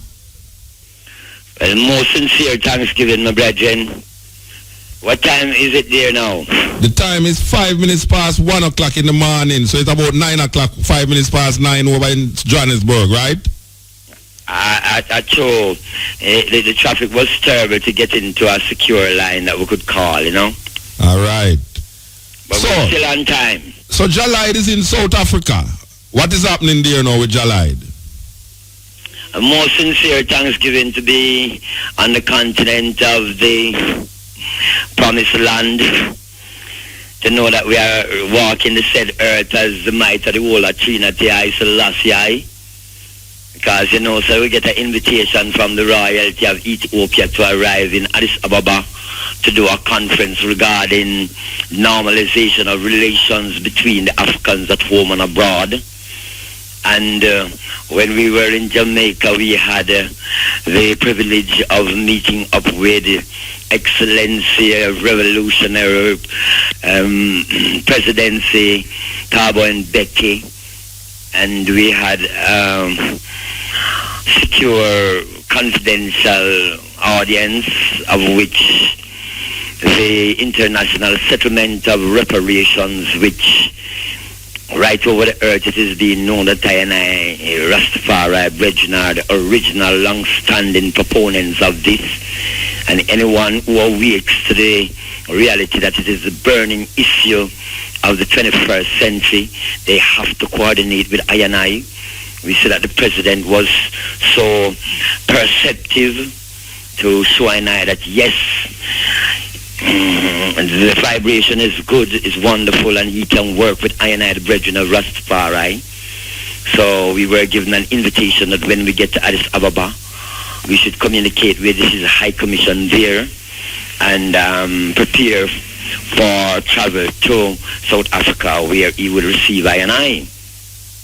So, Lion, that was how we arrived in South Africa. Yellow Pie? Yeah, man, we are listening, you know. You just talk, man. Just talk. We just want to hear what's going down there, you know. Beautiful. Beautiful. Well, the arrangements that I made with the South African government and with their embassy in Addis Ababa procured tickets for 6 delegates from Addis Ababa with ticketing from the African Union to travel to South Africa. We left on the Wednesday night, airport, Addis Ababa, 3:30 in the morning, Thursday morning, we depart, arriving Addis Ababa in Pretoria, no, Johannesburg airport, roughly 9:10. We were received by a representative of the Foreign Ministry, Mr. Timan from their Caribbean desk. And we were taken to accommodation prepared at the Arcadia Hotel in the capital city of Pretoria. Tours were prepared for I&I to tour the Johannesburg Institute Museum.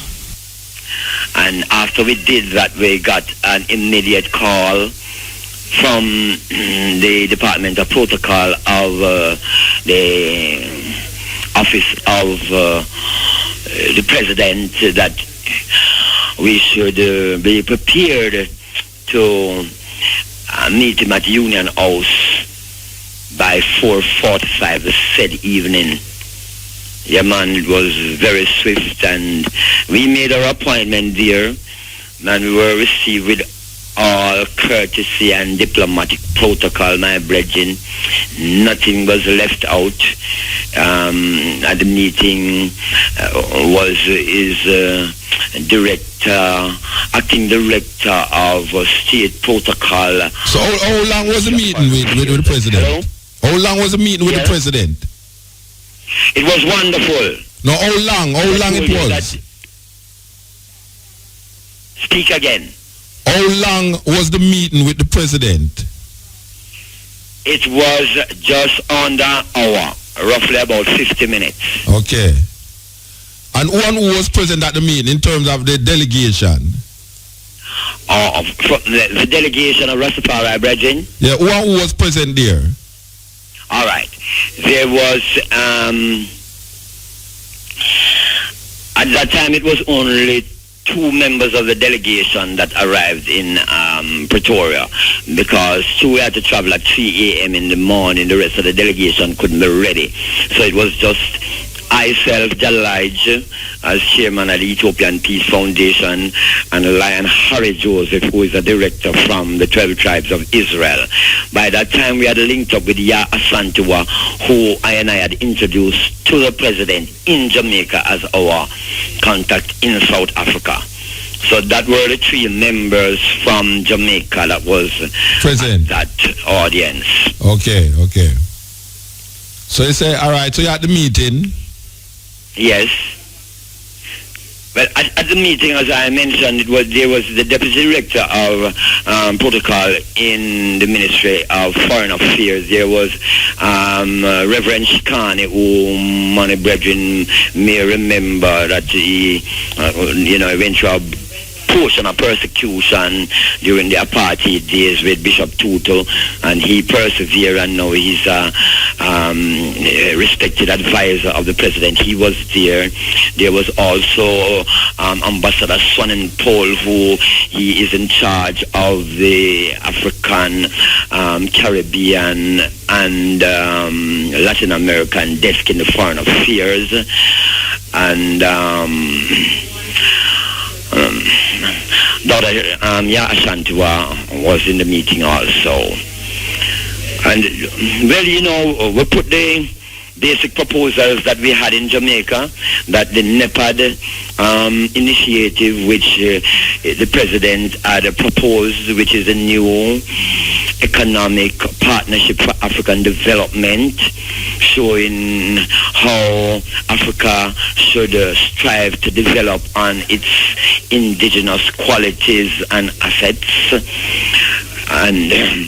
And we showed how that initiative was accurate and precise to be coordinated with the international human rights burning issue of reparations, since I knew that vast resources had to be transferred from those who we refer to as the defendant states who were guilty against of these great crimes against humanity. You see, so it was agreed that yes, reparations could go wonderful with NEPAD, and therefore he appointed several ministers of his government to facilitate our meetings with the relevant departments in South Africa. And what one would say now prepared our travel arrangements are instituted what one would say now, the necessary preparations for I to travel to Mozambique to meet the current chair of the African Union, because by the time I had arrived in, President Thabo Mbeki was now the immediate past chairman, and President Chisano of Mozambique had been now inaugurated as the next of the revolving presidents. And he also instructed his ministers to make arrangements for I to travel to Libya to meet Colonel Gaddafi and to prepare all the ticketing arrangements. Right. So when the item going to visit the man in Mozambique? All right. Now, President Chisano, when I had completed our audience with the High Commission of Mozambique in Pretoria, he advised us that President Chisano had several meetings that he had to complete in different geographical locations to be in Addis Ababa Monday the 15th for the inauguration of the first Secretary General of the African Union. So if I felt that it was of vital importance to see him before that meeting, they would suggest that I have an audience with him in the VIP lounge in transit Johannesburg Airport. Mm-hmm. So that meeting was actually prepared for I on Saturday past, and all the protocol arrangements were made, and I had an audience with His Excellency President Chisano in the VIP lounge at Johannesburg Airport on Saturday. He confirmed all of the matters that we had reasoned with President Thabo Mbeki, and showed his great appreciation that I should travel from the Western Hemisphere to present. I should travel from the Western Hemisphere to present the case of the diaspora, because he said all African heads had now taken up the case of those in the diaspora as urgent portion of the continental agenda, and that he would make all arrangements for I to be at the relevant Organization of African Union meetings and initiate the necessary arrangements for I to have observer status in handling the affairs of the people in the Caribbean and the diaspora. All right. So in Ethiopia, where they go have the inauguration, Colonel Gaddafi will be in Ethiopia too? No, brethren, most of the heads of the African Union are expected to be at that inauguration. But that is not a guarantee because, they have various government officials that, as we know, standing for them in certain areas of business. Yes. And most of the African heads right now are very busy in setting the procedures for the inauguration of the continental government of the United States of Africa. So it is not a positive guarantee that he will be in Addis Ababa, but I know that he will have ministers of government and diplomatic representatives there. Anyway, it is preferable for I and I to visit him in Libya because I and I prefer to visit him in Sirte, which is his hometown, where of course you remember that the Sirte agreement was completed regarding the foundation of the African Union. Yeah. So right now, I and I are awaiting a response from his ambassador in Pretoria, who we had an audience with, what time the colonel has appointed for I and I to meet with him. Yes. Because our documentation for travel has already been prepared by the South African government, approving something like 100,000 rands for I and I travel to Libya. Okay. All right. So how much are the item going to Libya?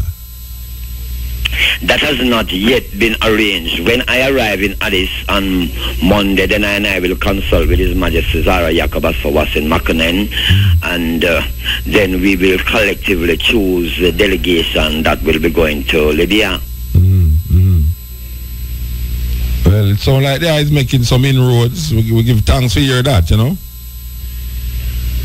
Well, Muta, my brethren, I tell you, say, all I have heard, because I told I and several other brethren that there is a vast community of Rastafari brethren in South Africa, but nothing prepared I and I for what I and I really saw.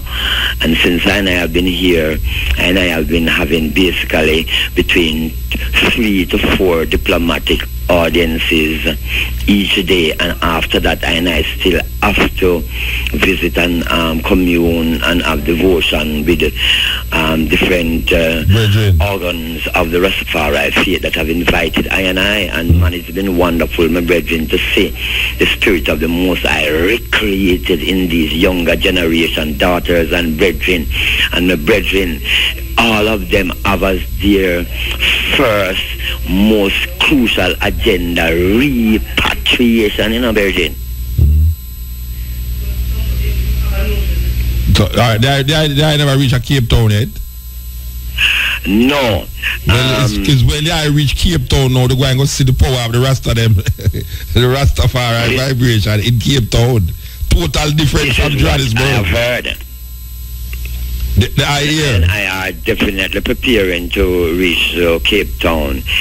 One thing is that now, in trying to make the arrangements to go there, because I have today, Wednesday, until Saturday, because I have secure confirmation of travel to arrive in by Ethiopian Airlines in Addis by let's see, Sunday night at 9 o'clock. So when I showed brethren, what time I really have, when I called in the Cape, they showed I that they were now preparing to go to East Cape for a celebration of the Ethiopian New Year, Yes. So then it would have been difficult for them to make certain arrangements for I because I found that it would make sense if I to travel by road according to the distance.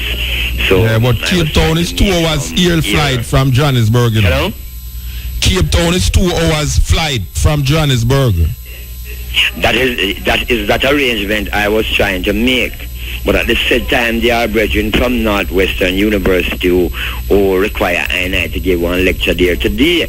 Yeah. I know, so that will actually cut down the amount of time that I have to both travel to and from Cape Town to fulfill diplomatic obligations in Addis on Monday. So what I have done now is made an arrangement with them that I will angle Addis and then the AAA Sirte connection, because I quite likely going to have to go to London before I go to AAA, you know.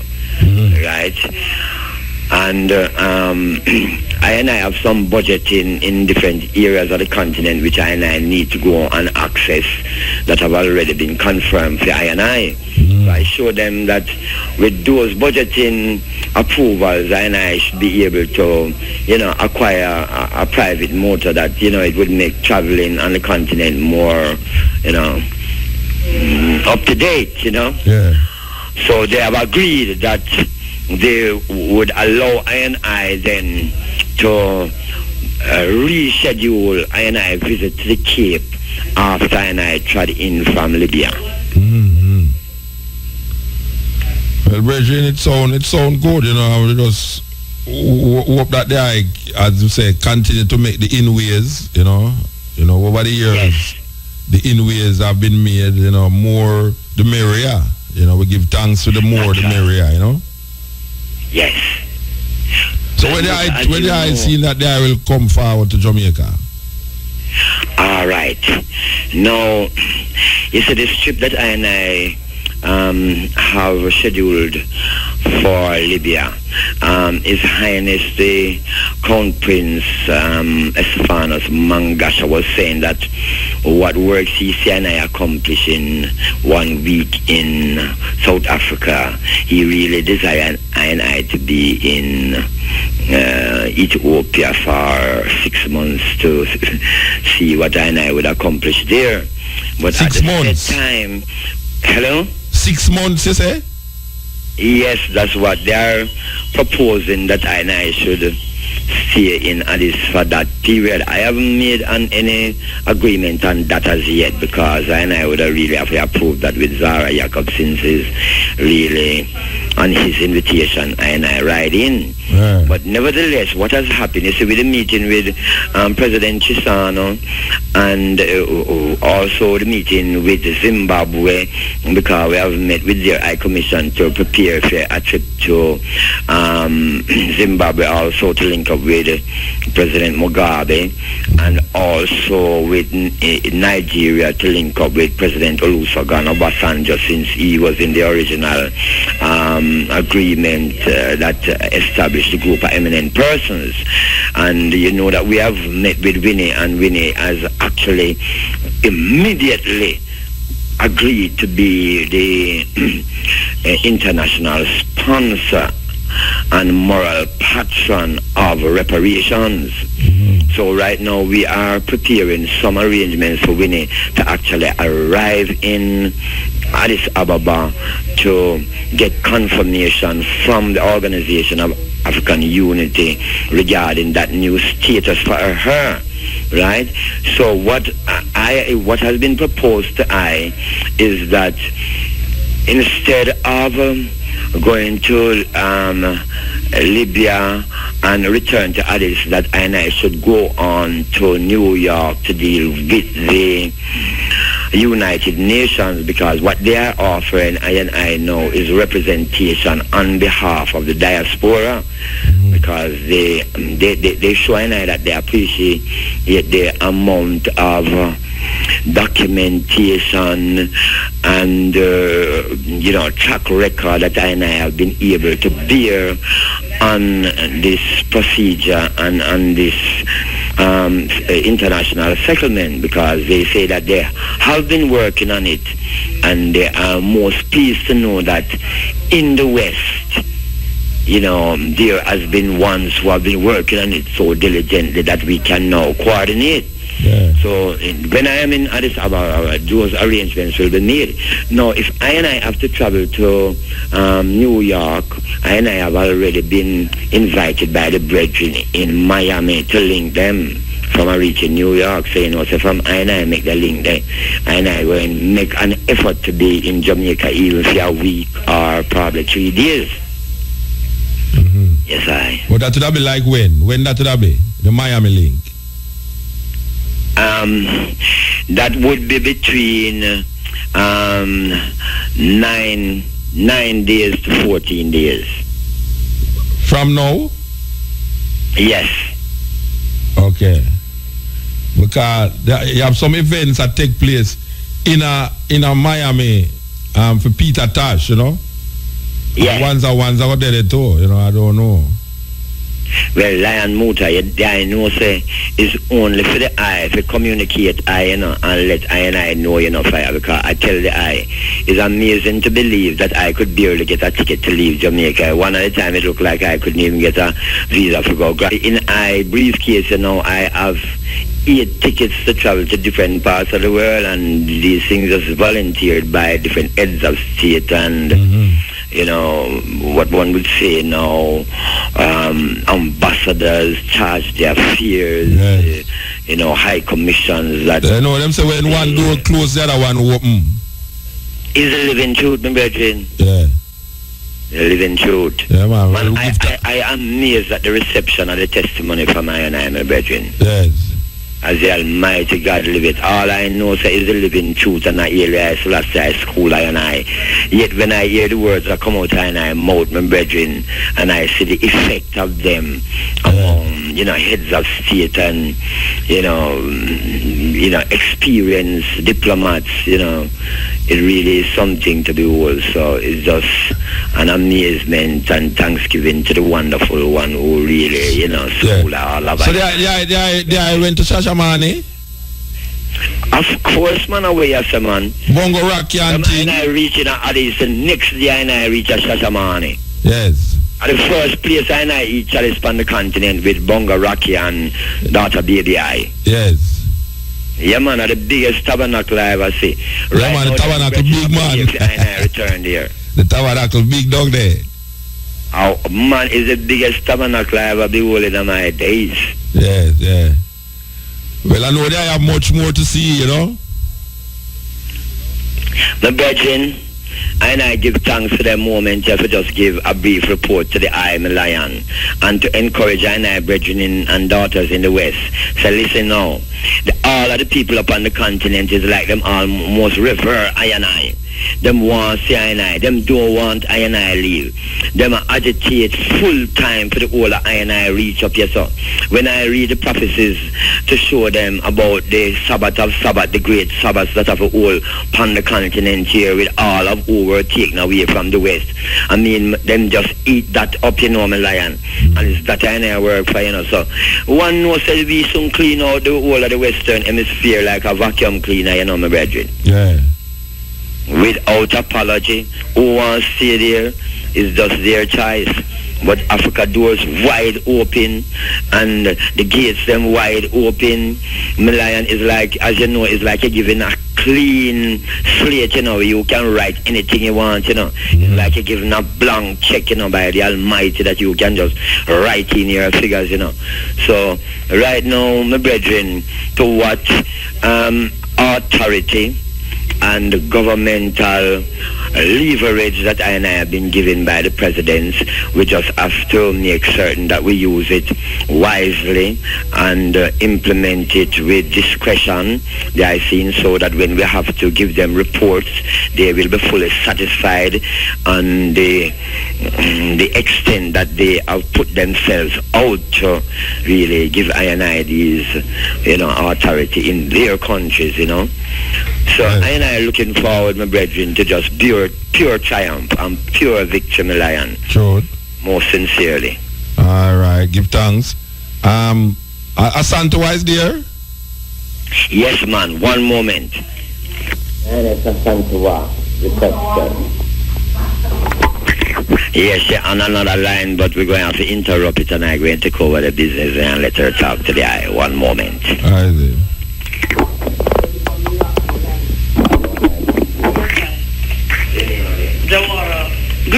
Greetings. Blessed Asantua. Rastafari, you can see I can't even respond to no email. I get one, I respond. And I'm meeting up with Zinzi tomorrow because she hasn't even been here and she's organizing certain things. Yeah. Well, no. We not under that, me call you for. We just call you for find out how you do. Muta just enough works. Me just, God for have the ones them in and, just be able to be of service. Me just stop everything so that them can make sure that the mission is accomplished, All right.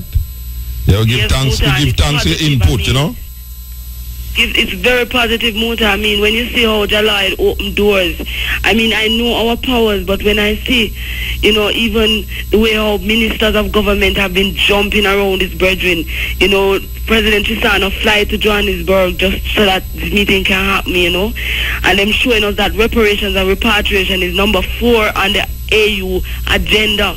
The South African government pay for 6 tickets for ones and ones to travel to Libya to see Muammar Gaddafi, All them things are happening, and Muta, me know say in terms of reparations and repatriations, ones and ones taking it, because the key thing that they have asked for is a desk in the AU dealing with reparations and repatriation facilitated by Rastafari ones, Yeah. And President Chisana even go as far to show that the problem with this request is that ones and ones in America are blocking the Caribbean effort. African Americans don't regard I&I in the Caribbean in terms of managing the effort of the African issue of reparations and repatriation. And he said we have to go deal with that, and he's very concerned about the African American agenda, really the Caribbean agenda, Yeah. And that was a very profound statement he made, Muta. Well, if we just continue to work, Yes, sir. If we continue to And work. Cheers, I did 2 big lunches for them in the new house, Muta. Who?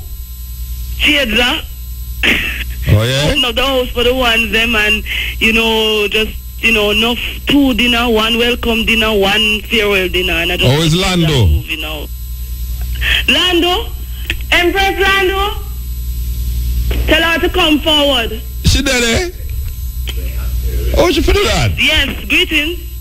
Yeah, man, we have all the elder youth, them a travel with the elder, Lando a travel with I&I. Yeah. Nether Bridging, because we have a contingent, we not travel nowhere without a couple of vehicles, where the president just released the I&I, Okay, give So thanks. let's hold forward. Empress Lando, can you please come and greet Jamaica? And Bridging Seat, let us heal up Muta. Muta is enough love for the eye and the inspiration, and, me not going to stop do the work. Irrespective of what ones and ones want try to do to I&I, me know some my work is firm, Muta, Yeah. and me not stop praise His Majesty and do the work of the King, Give thanks. And give thanks for the high support of I&I, I mean not stop sing Muta praise. So who not want to hear that, I just saw them off for just, rest up with that. Till I say I know, because when you're in South Africa, you make I&I work easy, I mean not stop say that. Yes. You see? Just hold forward for the 2 you, them, Empress Lando and Virgin Seatler, just forward. Rastafari. Lando. Yes, I greetings. You talk to Jamaica, Seen, yes, I. I don't see no email or nothing. Yes, I. Eh? The line is not clear. Greetings. Blessed? Hello. Yeah, I'm hearing. Yes, I say happy Ethiopian Day to all of the Jamaicans. I thought you was in Zimbabwe. No, I is here in Johannesburg this time. Okay, so give thanks to you upon the Jamaican radio, Truly, INA is working hard, preparing for the item to come forward home. Yes. All right. Yes, All right, who else is there? Forward. Pardon? Who else is there? Who else is the other brethren, Sithe, from Pretoria? Okay. One moment. Greetings. Blessed. Rastafari living, Happy Heritage Day, Africans abroad, And I feel very grateful to talk with the brethren, to let the brethren be aware also that we are in the duty this side. Hey, I? Yeah, blessed. That is true. This is Congo, Yasa in South, And now, we love to see the brethren physical, to let them repatriate physical. We like the work that the brethren they've been strengthening, the way that they've been make us be aware here, so in Africa, about the whole works that need to be done in this time as a mission. So we give thanks to all the brethren abroad. Let them see the truth in this time. That right now we are getting ready for the brethren to come at home. Hey, well, as we say, the work is moving on, we give thanks for the communication, and we know, say, boy, these vibrations make Africa even look closer to it. There was a time when we couldn't even communicate like this.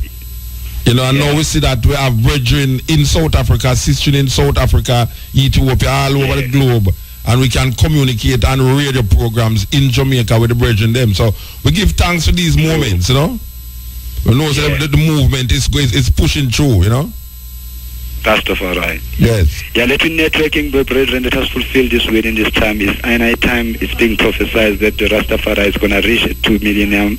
It's an time that has to keep in it, my brethren. All right. We can talk back to Jah Lloyd there. Yeah. It's Jah Lloyd. I Selassie. Jah Lloyd. Yes, my brethren. We just say that, it's very important that these things happen for sure. The people them say, for I and I words, even though it might look small, but it's very large. Because there was a time when we was only talking about Africa. Now we say a communication link at 20 minutes to 2 in Jamaica, at 20 minutes to 10 in South Africa right now, where brethren and brethren can be communicating with each other from so far. This is really something else. Naturally. And we feel good for that, knowing from where we're coming from and where we are now. And we are telling one them say things is happening. So it's not like one must give up faith and give up hope. Because we not go just bow down and go down. I just saw it go. Because we life that, just we life. We give thanks, brethren, give thanks, citron, and as we say, South Africa is like my second home now, so we soon come, All right, my lion. And you see, the event that you show I and I about, I and I go and check it out and get the link on the iPhone, You mean the one in Miami? Aware and prepare for listen to a link from I. You mean in January or in Miami? In January. Yeah, Cape Town. Yeah, I will check out that. Yes. All right, blessed. Give thanks for brethren. It's tomorrow. I and I meeting with Winnie Forward, Oh, you're meeting with Winnie again? Yes, man. Yes, man. Winnie and the Rastafari, I feel tight, my brethren. No, I mean, you tell that. All right. We'll have to remind I mean, you tell that. Jah Lloyd. I mean, I can't tell you that. True, man. I know the link between the eye and her, man, still. So I just straight have to go for you. Yes. You get peace. You get peace how we are dealing with it. I live in truth, man, and we see the whole edge open before I and I, my brethren. All right, Most sir. sincerely. Yeah, man. Give thanks. So, Lion Muta. Yes. Most sincere thanksgiving for the link here. Yeah, man. And anytime they are ready, just call again and so we're upon it. But of course, so as soon as we advance any development, we are going to call the eye. Yes. And next Tuesday, they must prepare for a link from Ethiopia. Wednesday. Yes, next Wednesday. Yes, of course. So can I and I do it the same time? Yeah, man. What you mean, man? Of course. All right, I and I go set that for next Wednesday from Addis, right? Yeah, blessed. Yes, give I and I love and thanksgiving, respect and encouragement all the brethren and sisters down there, and show all of them say, exactly as the Most High had said, I will gather I and I people in the east, and I will send for those in the west. I will say to the north, give up unto the south, will not back. Bring my sons and my daughters from the ends of the earth. And I daughters from the ends of the even earth. they that are called by my name. That is called by a great, terrible, and awesome name, I Selassie. Rastafari. Rastafari. One love, my brethren. Blessed. Wink of an eye. Give thanks. Yeah, that is That is a interview we did in 2003. Yeah? 2003, I think it was January, February, March, April, May, June, July, August, September, October 2003. Now, why we play that interview? We play that interview on a whole heap of different levels. One is that the Rastafari brethren and sisters them have been advocating in Africa about reparation and repatriation to different leaders of the different countries in Africa. Now, a whole heap of time a man here say Mutaga in Africa. We know go far still, but I have never been in an African country and don't meet with somebody that I feel that I can say something as it relates to our view of repatriation and reparation. We have sit with presidents and prime ministers and political leaders and talk to them about what we desire in relationship to how we view Africa and what we see the African leaders and politicians can do as it relates to our talk about reparation and repatriation. Now, we have seen the escalation of the reparation committee in this part of the world amongst Caribbean leaders, Caribbean intellectuals, and all these things. Now, a foundation has been laid over the years by the Rastafari community in Africa. I really would like now, like this year, especially like how we see another government coming in a Jamaica, you know, and one of the ministers them is deemed to be a leader, an advocate of the reparation movement in the Caribbean. He has made his voice loud and clear. And also we have seen professors of the different universities take themselves in leadership positions as it relates to the reparation and repatriation of the African people about Africa. No, we don't really hear no communication. We understand the reparation of trying to get the people them who was responsible for slavery to really repair that damage. But there is a underlying thing that is necessary and important. And what is the underlying thing and that is important? To get African leaders on board. To get African leaders on board in relationship to what we hear Jah Lloyd just say, what we hear was happening and it's still happening by groups and individuals, and I would put myself as an individual in that because I don't really belong to no organization in Jamaica. When I make a move. I don't sit down with no committee and no group to tell me say this and this and that, because sometimes I sit down with committees and groups and not no come out tight, and then you hear say you can't represent this group or you can't represent this organization. But I know my representation is very important given this position where I find myself in. So when we hear about these groups of intellectuals who is fighting the reparation fight,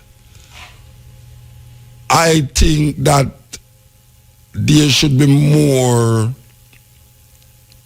communication, because there are heads of state and politicians in Africa that is receptive towards what is now taking place in terms of reparation and repatriation. This loud voice that was the Rastafari voice that has given this flesh, these dry bones now live. This voice of reparation and repatriation that the Rastafari community has been shouting about. We have seen that it has taken to itself momentum. But the momentum must include Africa. We understand the idea of going directly to the people them who enslave the African people them. But in making the voice more pronounced, just like you hear the man say, we're going to the OU, the AU, and we're going to meet this man and that man, and most of them is very receptive, including Winnie Mandela. You know, we met with leaders. I mean, we're not calling her name, but we make with leaders. As we say, every time we reach Africa, we find some way to buck up on some president or some prime minister and express to them exactly how we see it as Rasta and how we see it as African people in this part of the world. I would hope that the reparation committee, and as we say, one of the loud voices is one of the ministers now who is in power. Because most of the time when he was speaking about it, he was on the sideline as it relates to national power, being part of the power base in Jamaica, being part of the government in Jamaica. Most of the time when him speak, it was outside of that government structure. Now he's a part of the government structure. And I am hoping that with his voice and the voice of the intellectuals that I have heard over the years talking about reparation and having meetings and conferences in different parts of the Caribbean, that they would follow up on the links that have been made over the years by the Rastafari community in Africa. Because as I said before, a lot of these African leaders is receptive. Even though we know that a lot of them is not in power again, and that also some of them have died, including Jah Lloyd, the voice that you hear we interview, him never come back. And Gaddafi, I hope people don't know, say, the Africa Unite concert that Rita started in Ethiopia and then carried it into Ghana and then into Jamaica. Gaddafi was on the line ready to support it in Libya. Yes, Gaddafi was one of the men who said, yes, we want to have it in Libya. And Gaddafi was was one of the main person who recognized the importance of moving barriers, moving the false barrier that was put up in Africa by Europeans to divide the African people them. And he was putting him mouth and him money in the same place. Now Gaddafi is not there anymore. As a matter of fact, Gaddafi is now seen as a terrorist by America. So America is deciding for who's a terrorist and who's not a terrorist. But we recognize that there's a group of brethren and sisters who has went before and has opened many doors in Africa. And all it needs is for these people who are very influential in universities, scholars, and prime ministers now, because we see prime ministers now getting involved. We see Prime Minister of St. Vincent is deeply involved in the reparation movement, and other prime ministers and other politicians.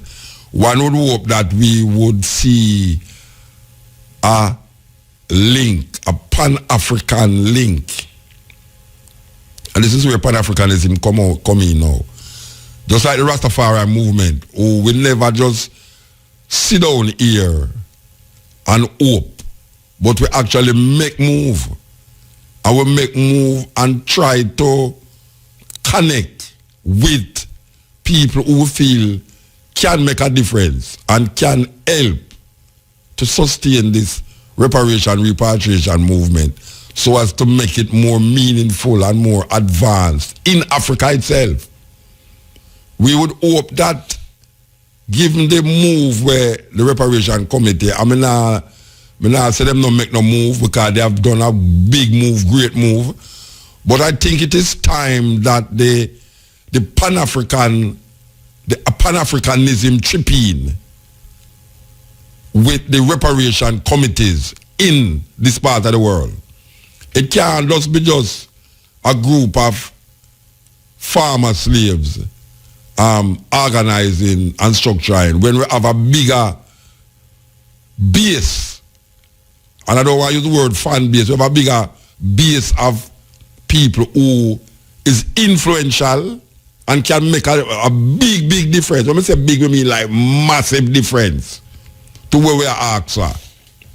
When we are asked for reparation, there's a group of people in the world right now, in Africa, we can make the voice of the reparation movement and the voice of the Rastafari brethren and sistren be expanded to a very large extent. And we need to rally round that idea. And also we need to recognize that the Rastafari brethren and sistren from them time there, including Jah Lloyd, who never come forward.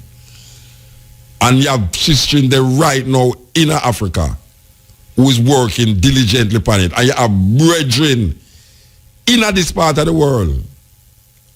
Not because we now blow no trumpet and I blow this and I blow that.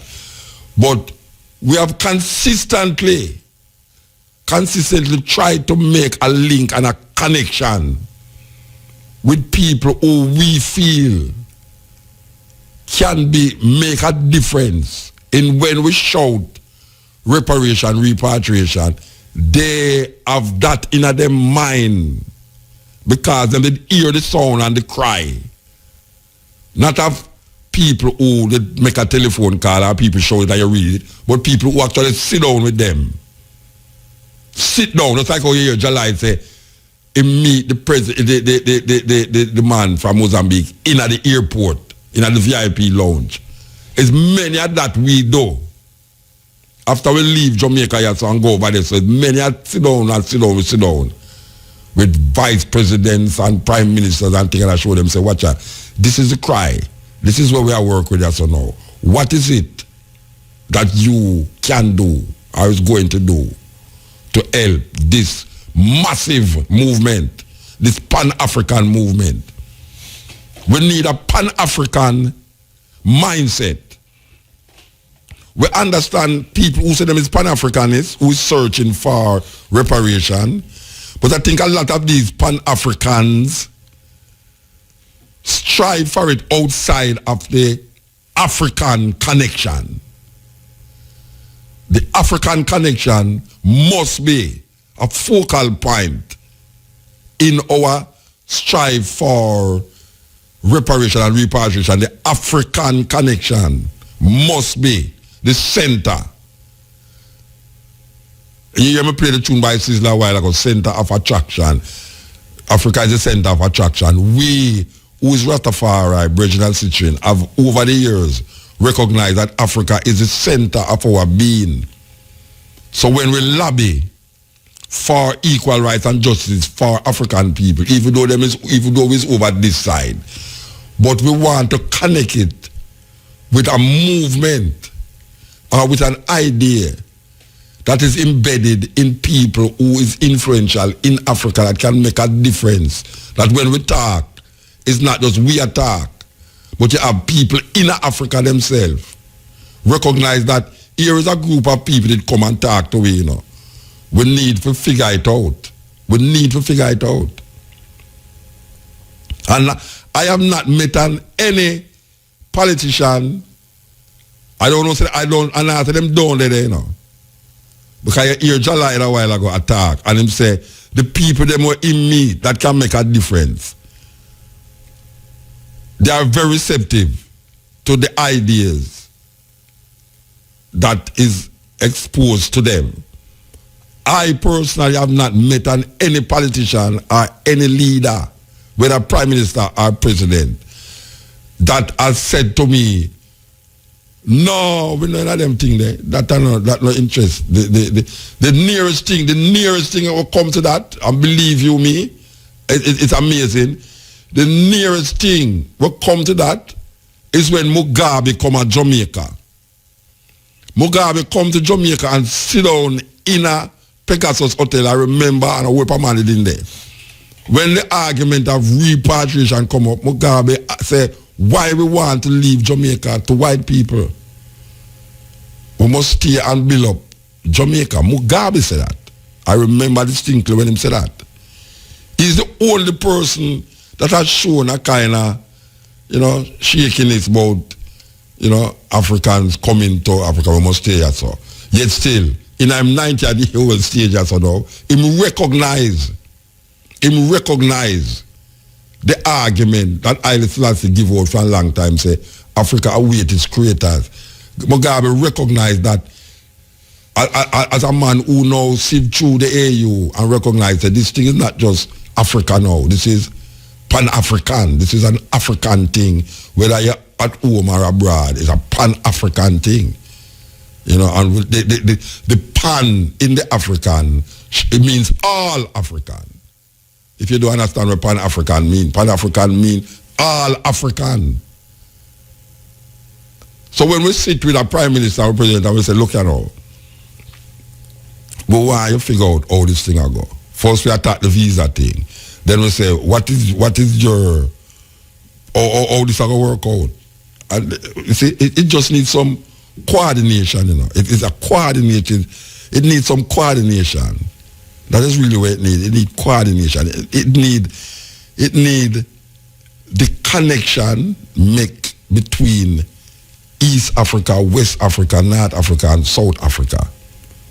Well, not so much North Africa, because North Africa now is Arab thing, and we don't know if you want to work with the Arab thing, but we have like West Africa, we have Nigeria, Ghana, Sierra Leone, Senegal, Gambia, very receptive. Yahya Jammeh, very receptive to it. As a matter of fact, Yahya Jammeh has made efforts already to repair certain damages that the Africans themselves have done on our ancestors. Yes. So him recognize the need for do certain things. Understand?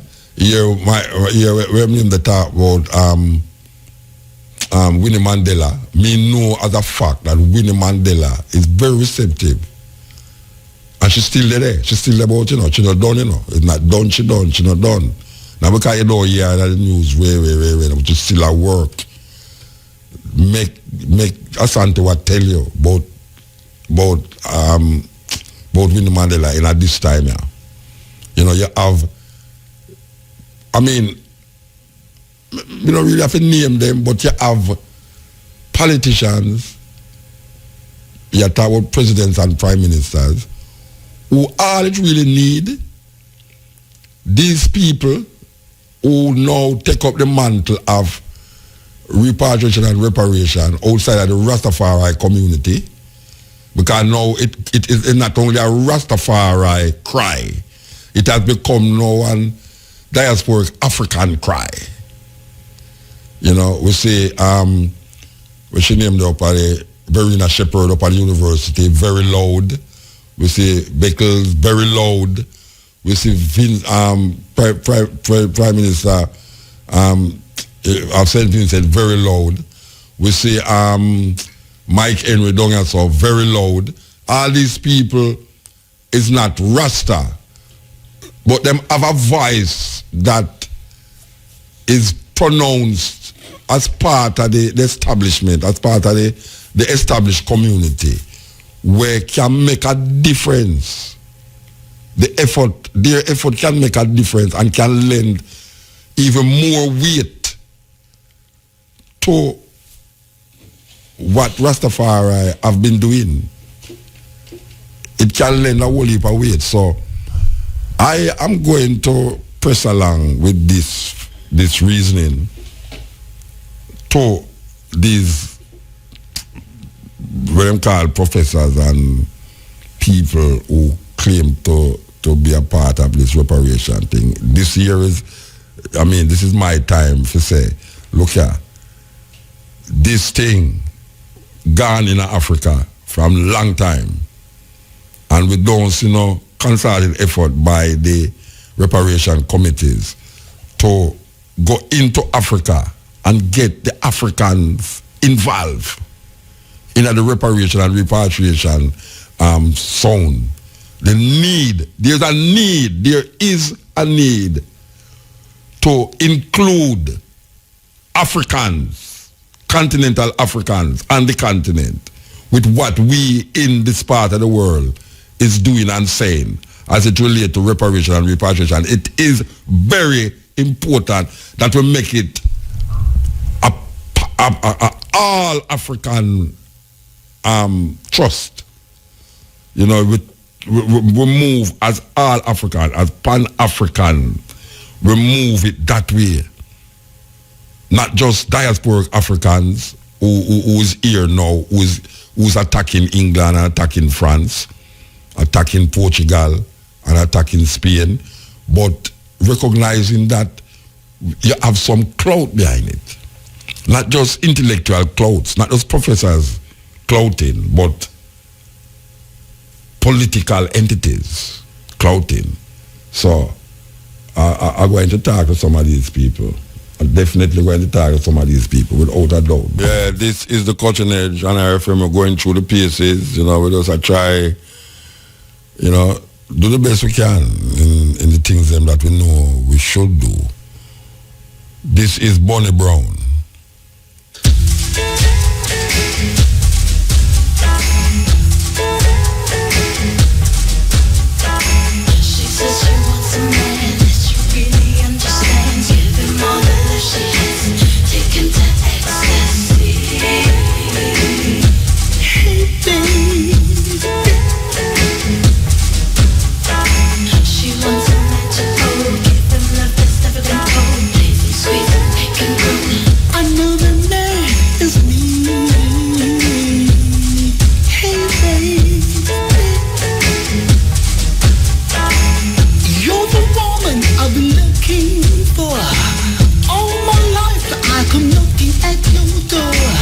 I'm not ashamed, I've been pacing the floor. Pretty woman, if you dare say no more. She says she wants a man that she really understands. Give him all the love she has. Take him to ecstasy. Take me, baby. She wants a man to hold. Give him love that's never been told. Plays him sweet and make him grow. I know the man is me. Hey, sugar. Now I've been caught up in a love affair. All my friends think that's so unfair.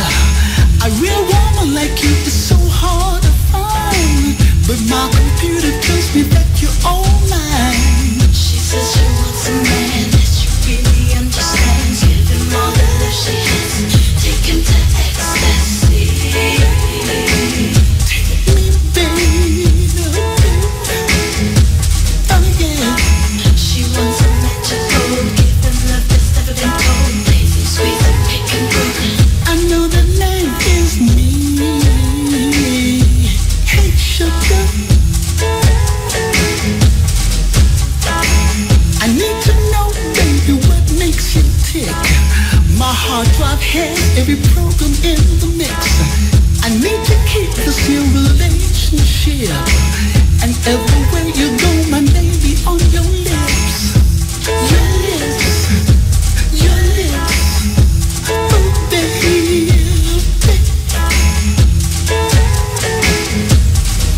I'll be a happy man. Oh, sugar. You love a man. Yeah, the man called Bonnie Brown, man. Your heart beat around the clock. Make you scream, girl. Tick tock, tick tock, tick tock. Make you scream. From Bonnie Brown to Boris Gardner. This is the Cutting Edge on RFM.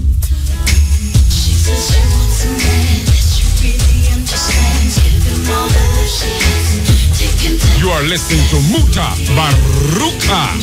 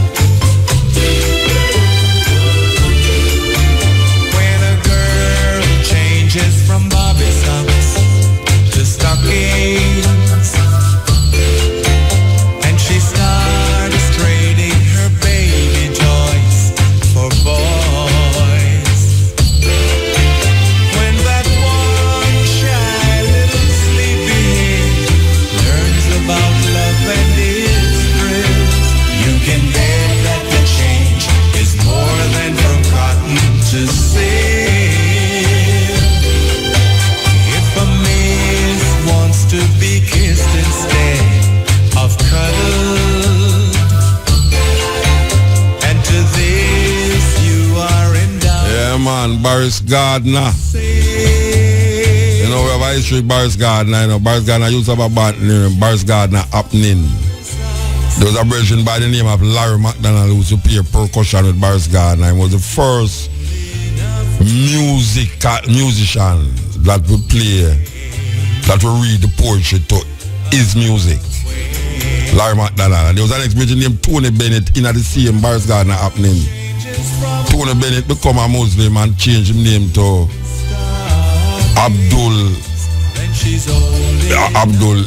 Ibrahim. And he was charged for shooting because he was cleaning up a community. You know, a Muslim, them always a clean up drug community. And them hold him. But him sing a tune name, Africa is burning while the black man is doing the free. C.M. Abdul Ibrahim, Tony Bennett used to do with Boris Gardner Happening in them days there. Yeah man, at school days we are talking about. It's time to fly away. You are listening to Muta Baruka.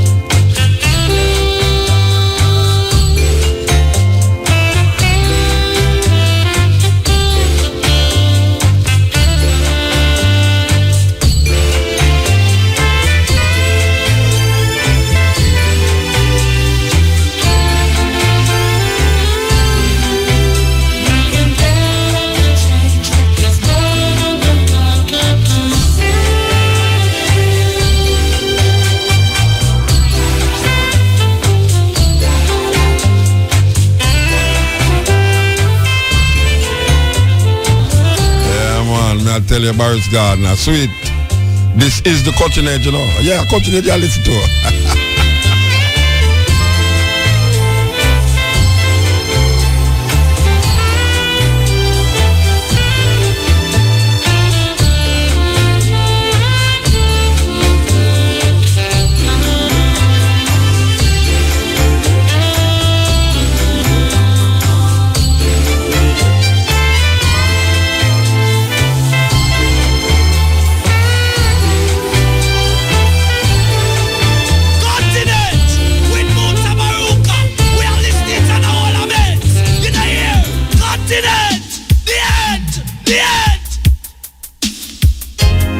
I'd like to sing a song to all my friends.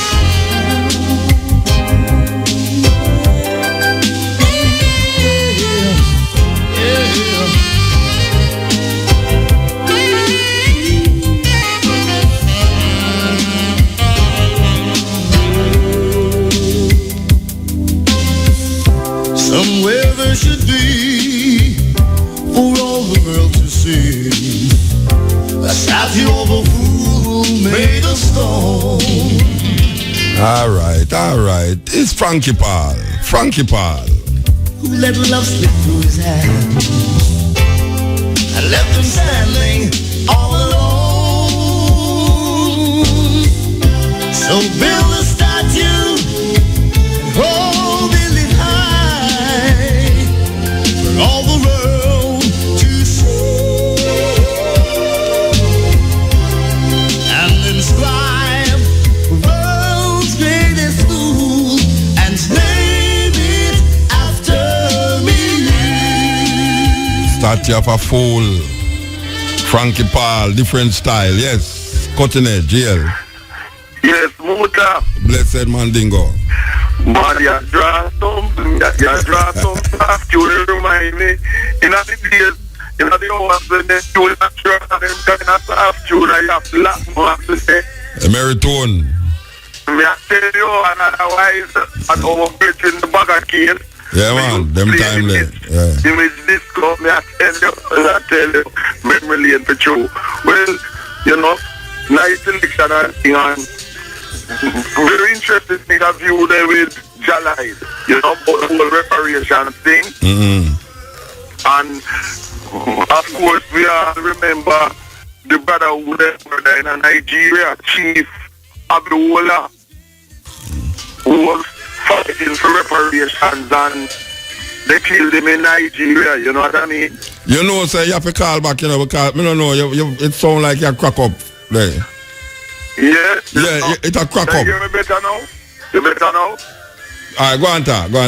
Yes, Chief Abdullah who was murdered. Yeah, that's a serious thing.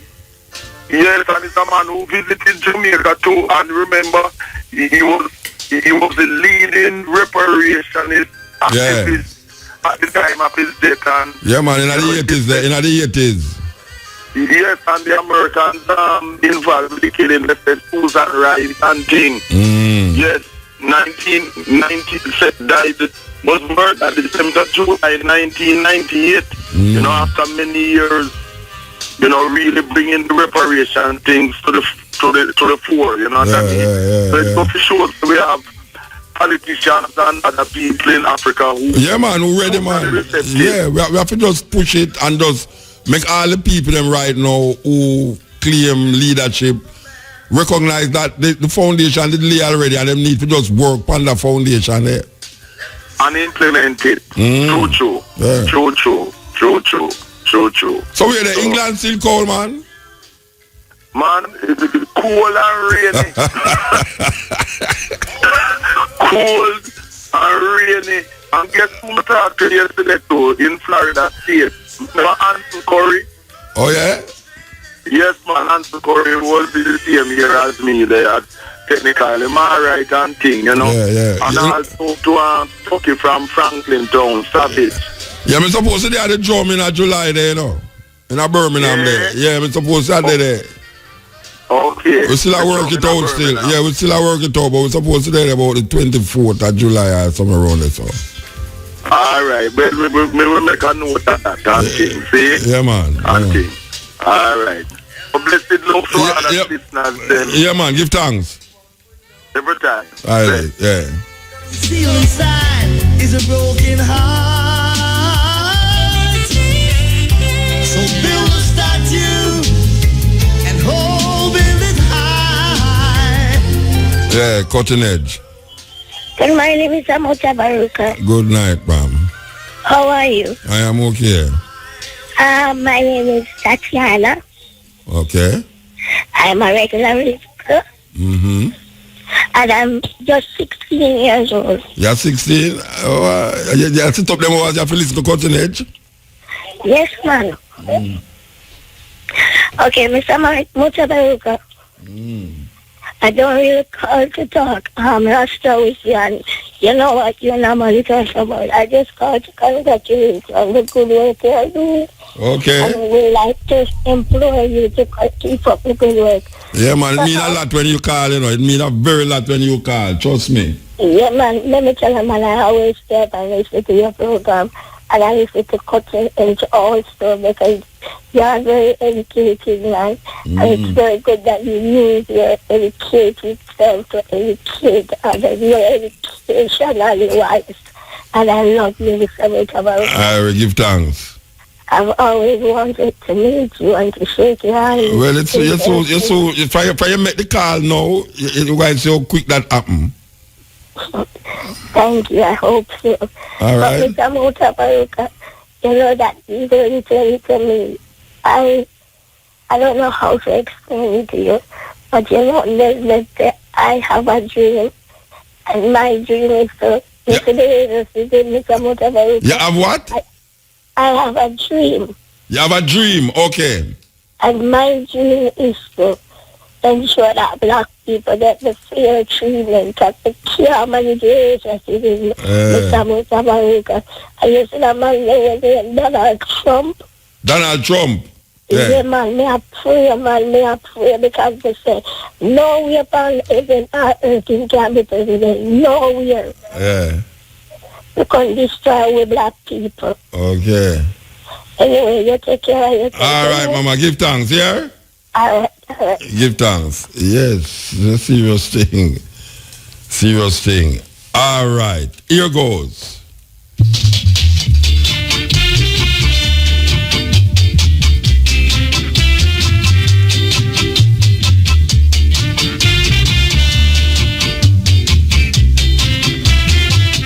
Hello, hello.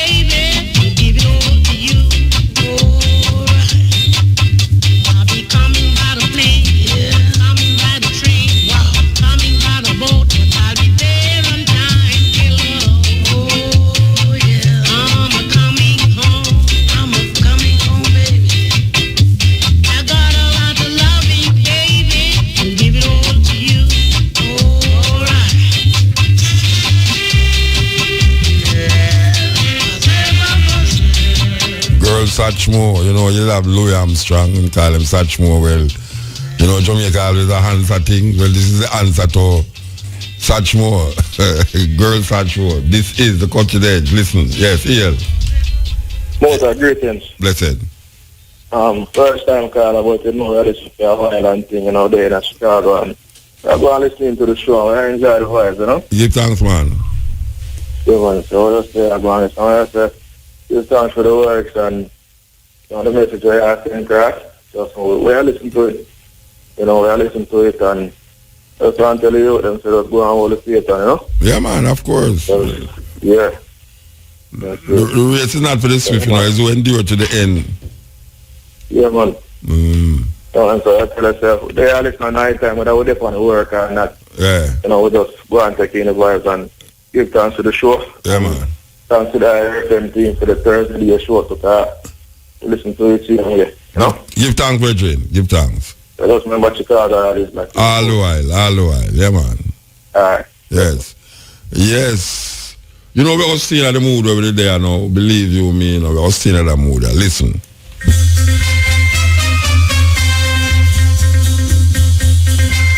When last year that tune,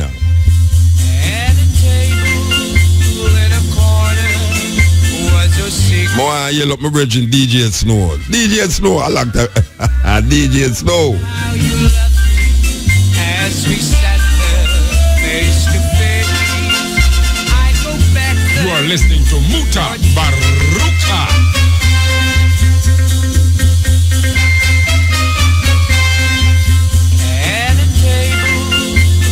Yeah. Muta. Blessed man. What's up, man? Morning, sir. Come on, me hear the big Africa conversation, but I really want to go back to Africa still, Muta. No, funny. And everybody go and go. No, because right now, Jamaica to me, them say small like small big tree. Africa only big and we have the world of artists, the world of musicians. You don't think that Africa have that world of artists and world of musicians? No, Muta, man. Africa have no world of artists and world of musicians? No, Jamaica them originate from them get them. You ever hear about you Masikela? You Masikela, yes. You ever hear about Miriam Makeba? Yes, I want to. You ever hear about Salif Keita? Yes. You ever hear about Yoso Endor? Who originated reggae music, Muta? No, reggae music you attack. Yes, man. Yeah, then no Jamaica, but a Jamaica reggae music come up when you say Jamaica Africa have no music. Double kind of reggae music. I don't go reggae music in the world, brethren. But full music more popular, Muta. But you gonna say that? Oh, you are gonna say that now? Tell me. Because African music has been influencing Western music for years, for centuries. Where world I work with Muta. African music have been influencing all different music for centuries. Don't get dogmatic in your thinking, brethren. No, man, you're right, man. But I'm sure we have the world of athletes. World of which athlete? You send both Shelley and Foster, not my world leader in the world. Who is the fastest long distance runner in the world? Where the farthest long distance runner in the world come from? I talk about today, Muta. You don't know me attack. Who is the fastest long distance runner in the world? Let me ask you. Today, no, you have to tell me that one day. Oh, well, you have to go find out that. You see, because we can't take the dogmatic business about, Jamaica is the center of the world and Jamaica is the best place in the world and Jamaica is this and that. So, Muta, you send both, the world greatest runner right now. Him is the fastest 200 meter and him is the fastest 100 meter. Fastest man in the world. No, listen to me, I say, no, man. If him a run at 200 meter, him is the fastest 200 meter and him is the fastest 100 meter. You have other meters. You have other meters where him can't run like a man where in as Kenya or in Ethiopia. Him can run fast, but in terms of the longevity in the running, him is fast. Him is the fastest 200 meter and 100 meter. But you have other meters in the Olympics. You have other meters in the Olympics. So it's just so it go. Him is the fastest 400 meter and 400 meter. I mean, me not deny that, but me just tell you, say, don't get dogmatic in your talking. Alright, suppose me say that IRFM are the biggest station in the world. That is foolishness. It's foolishness. IRFM is not the biggest station in the world. It's foolishness. So with other parts in the world... Brethren, you know, me can't take the whole heap of fool talk, brethren. Tell me to talk about something else. IRFM is not the biggest radio station in the world. That is foolishness. Which radio station? Brethren, talk something different. Alright, calm me back then. Calm me back. Yeah, calm me back. Yes, ill. Yeah, good night, Muta. Yeah. Now, the reason why that earlier. Wait there, hold on there.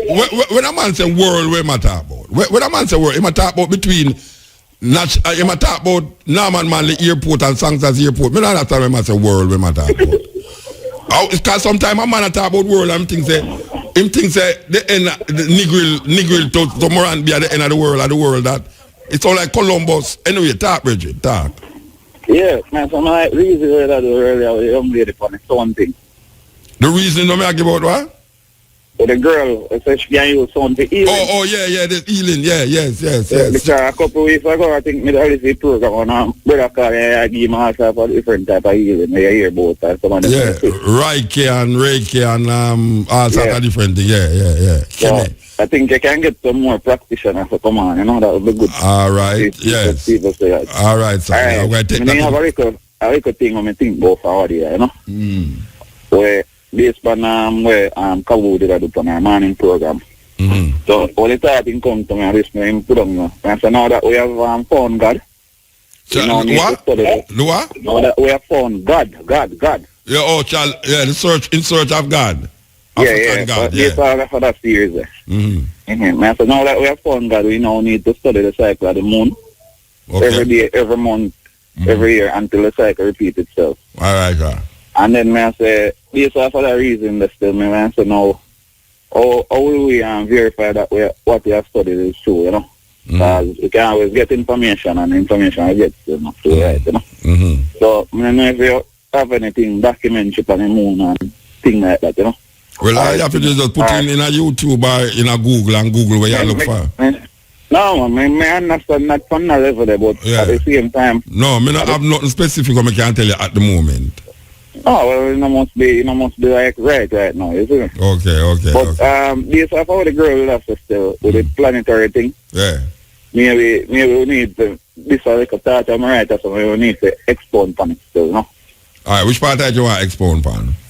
No, in the sense that when you come to astrology, people are always more instead of about the moon and more talk about the planet, man. Remember, so every planet, according to physics, every planet have their own moon, you know? Yeah. Well, the moon have a relationship to how water flow in a Earth too. Yeah. It have a direct relationship with the female energy too. Yeah. Yeah. So like one of the have to say how, for instance, dark night and moonshine night make a whole different to plant life. Yeah. You know, them say you must cut bamboo in a moonshine light because we take it up and you must plant underground food in a moonshine. Them kind of way there. Yeah. And the moonshine draw the water, the sea level get, less. Yeah. Them kind of way there. So the moon is a very important part in our Earth setup. Yeah. And how it affect the female too. Because there's a whole heap of effect it have on the female and the energy with female push. Well, I was going to say, even though you have to go YouTube, you can always do that. But if you have anything where you think authentic still, yeah, man. Well, me just tell you some things already right now in terms of most of that, most of them, when I hear them, I kind of know you have to top of it. Yeah, you. When you do more reasoning and more scientific way, then present to people more evidence. Yeah, me understand. But we can't give you evidence. No, but wait, no. When we just talk about the moon, the bamboo and them things, we can't give you evidence of that, No, we know that because when it depends on a tree, when you chop it down certain time, it's the most rotten. Yeah. Even though you have certain wood, irrespective of the time where you cut it, it's not rotten, but I mean, based on how people do them farming practice, that's true. And people always try to get that is scientific. Yeah, man. That is scientific knowledge. Yeah, man. All right. Give thanks, Virgin. All right. Yeah, man. Okay. So we'll go back to empty chair, yeah. We'll go back to the empty chair. We're too long. It look like the chair empty. They know how empty. Yes, EL motor. Yeah, blessed man. Yes, man. Yeah, maximum, Yeah, well, it's right now in Jamaica towards Africa. It's a powers, But me feel say Rastafari become more stronger, in a Jamaica, By doing what? Right now we have Marcus Garvey School down at St. Anne's Bay, right? Mm-hmm. And we have Bob Marley from 9 Mile there, so. Mm-hmm. Right now, the man, them not, right now, we not see which part them I appreciate St. Anne, you know. On a high level, you know. Who no appreciate St. Anne? Rastafari on a whole. Rastafari. So what should they do to make you feel so them appreciate it? Well, right now, I feel say the world. No, hold on, man. What Rasta should do in St. Anne to make you feel say they appreciate it? Right now, Rasta need to have them own radio station. Rasta need to have them own school. Rasta need to have them own hospital. Yo. You just tell me, say, Rasta don't appreciate St. Anne because you have Marcus Garvey Secondary School and you have Bob Marley place where him dead, where him buried up there, so them not feel what them need to do in St. Anne to make you say them appreciate St. Anne. My building even a radio station, the great in a St. Anne. Hold on, man. All right. So if them build a radio station in a St. Anne, you'd have say them appreciate St. Anne. Well, St. Anne a world breeding pools for the world, you know. Oh, one man has said Jamaica now, and now you have said St. Anne. Hey, Jamaica not stop at the border at St. Mary and Trelawny, you know, brethren. Nah, man. Where not come from with this talk about St. Anne are the breeding place to the world? But we have to recognize the thing on a high level, you know. Visit the manifestation. Tell me what makes St. Anne higher than all of the other places in the world. Tell me now. You see where the rising star come from? Where the rising star comes? No star no rising, no brethren. There's no star that rise. Which part of the star they will rise? Which part of the star they will rise? Tell me which part of the star they will rise. You know, see the great black prophet Marcus Garvey. You know, feel say the high energy towards St. Anne. Why you find a man like Marcus Garvey with 10,000 people follow him in America? No, me not think say it means that St. Anne are the greatest place in the world. Me not think so. No, Mota. Yes. We respect the iron. Me don't believe that true Marcus Garvey born at St. Anne is the greatest place in the world. Yeah, man. Then my brother. What you mean here then? Me I tell you what me not see. Me not see it. Me not say, oh, because Marcus Garvey born in St. Anne is the greatest place in the world. Yeah, but Mota. Yeah. They represent Rasta, you know, but you know must do the greatest thing for Rasta. You know what me say? Me say, I don't see how Marcus Garvey birth in St. Anne make St. Anne be the greatest place in the world. Yeah, but me I say the eye is a high order towards Rastafari, but you know must do the highest thing for Rasta. But me no born at St. Anne. You're not born at St. Anne. Yeah, that's why I have to say the eye no must do the highest thing for St. Anne. So Kingston is not the greatest place in the world? The whole place great, man, but you have great and great and greatest. Okay, so St. Anne is the greatest place in the world? My brother. Yeah. Africa is the greatest place in the world. No, you just tell me that St. Anne is the greatest place in the world because Marcus Garvey born at St. Anne. Yeah, so me but you pass the whole talking, you know, because you don't tell me about Rasta now do nothing. Rasta should have done so I build radio station in a St. Anne. We're burning spear. We're burning spear hour. Burning spear Rasta? If burning spear Rasta? Yeah. I know it's burning spear as a Rastafari. Right. Bob Marley a Rasta? I know it's Bob Marley as a Rastafari. Yeah. So what you say now? Bob Marley and burning spear let down St. Anne then? Because them never build no radio station in a St. Them not let down St. Anne. Them to the powers of the man, them, alright, you see, organization I want to key thing, you know. If I and I brother work over this and I and I brother work this, so right now you are working at IRFM in a watch race right now, see? Yeah. And if the eye come forward towards building a radio station. You we have Rastafari which part where even... Yeah, but suppose me not choose to build a radio station in a St. Anne. Suppose me choose to build it in a Kingston. But if you choose to build it in a Kingston, that's why I assure you, say, right, you know, you'll still make a step towards Rastafari. It that means, right say, now, Kingston is the greatest place in the world. Right now, you saw me, I say... No, why you talk higher than me, Bridget? You talk higher than me. You talk higher than me. Rastafari right now, if you stop walk back at people and stop even listen to people radio station and things. Rastafari if you work for them. So me ask you a question. Me ask you a question. Use a Rasta. Use a Rasta. I know a Rastafari. Then why not stop walk behind people and stop listening to them radio station? Baruka, we need to educate. Why you not stop? Wait, no man.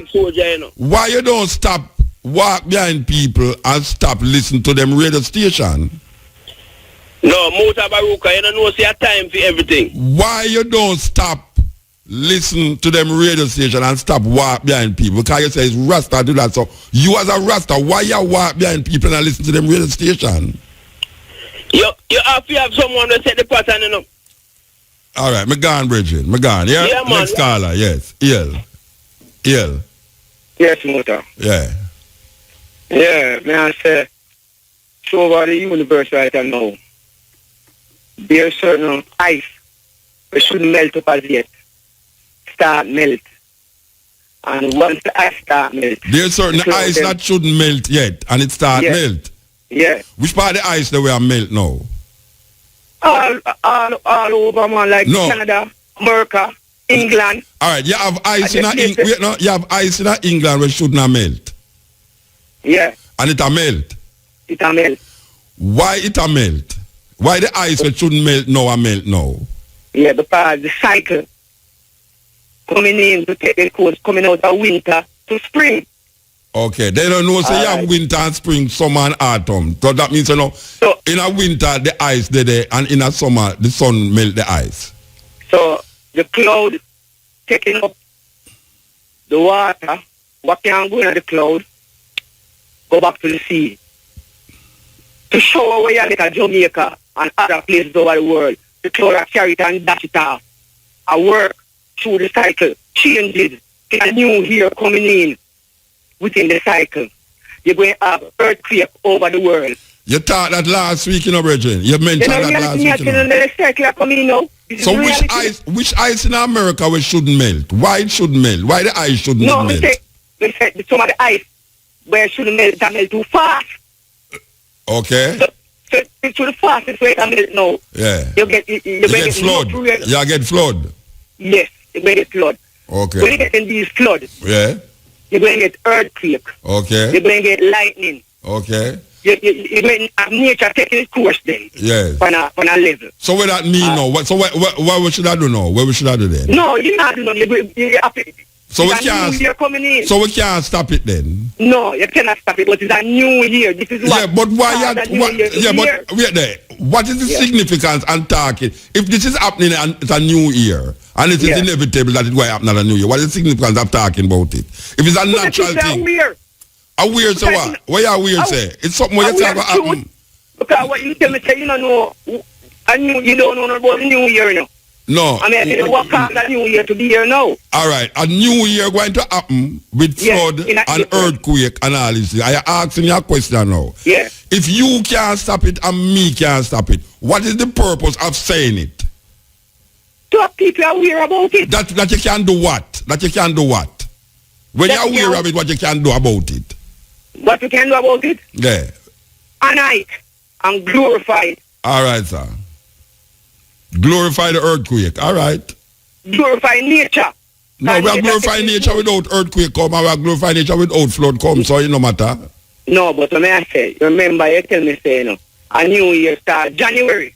No, me tell you, say, in the Western world, the new year start January. Some people start the new year in the first new moon in spring, which is between March and April. That is what I tell you last week. All right. Yeah, so don't tell me about me say. Me I tell you where them say.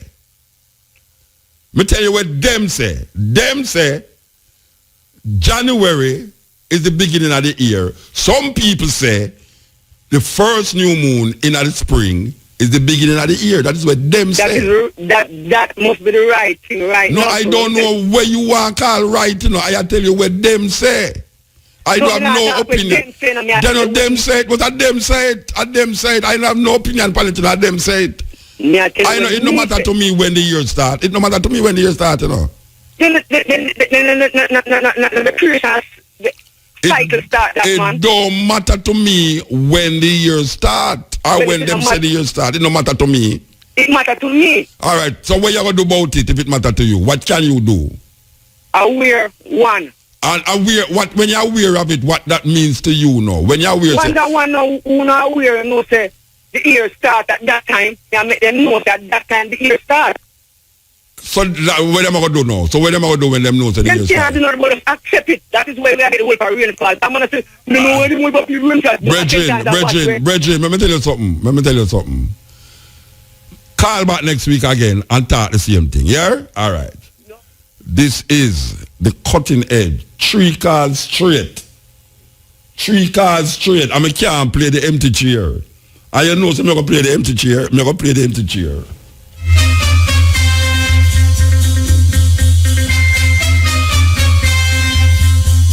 a table in a corner was a secret meeting place.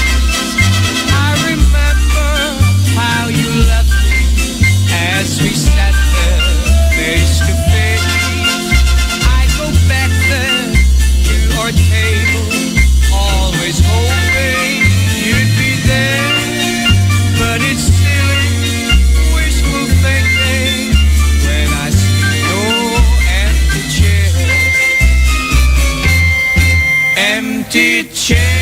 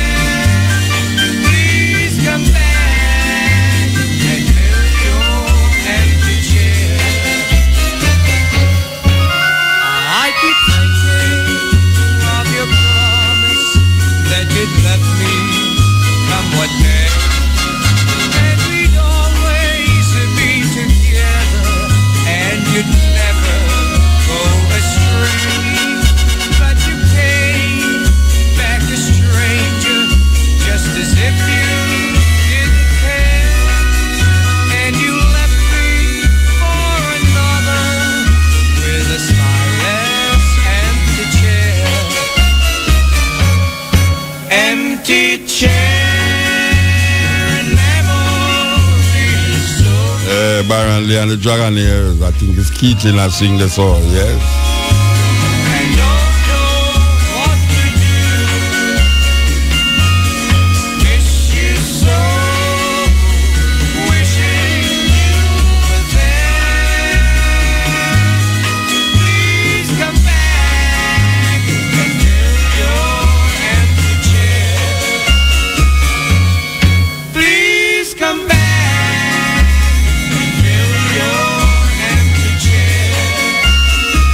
The 3 last call of them, I tell you, the 3 last call of them rough. Oh my gosh, man. I tell you, the 3 last call of them no easy, man.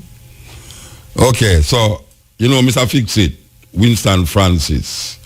We're going to play Winston Francis, you know. We're not play Mr. Fix It.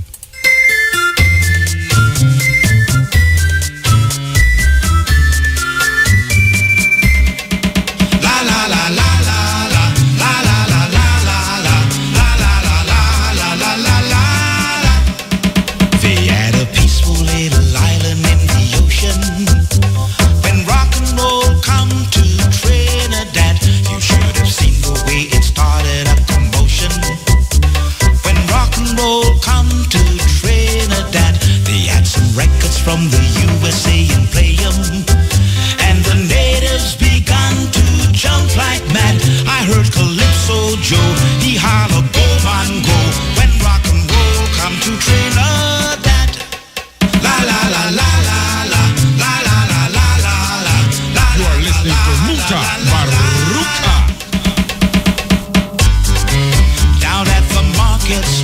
street.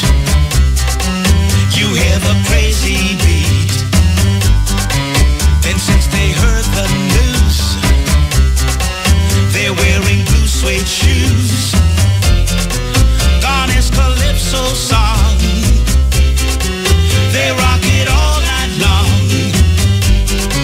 No time for drinking rum, since rock and roll convinced their island's rum. La la la la la la la la la la la la la la la la la la la.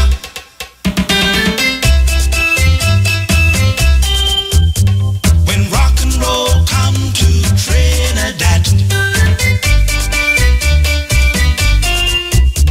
when rock and roll come to Trinidad,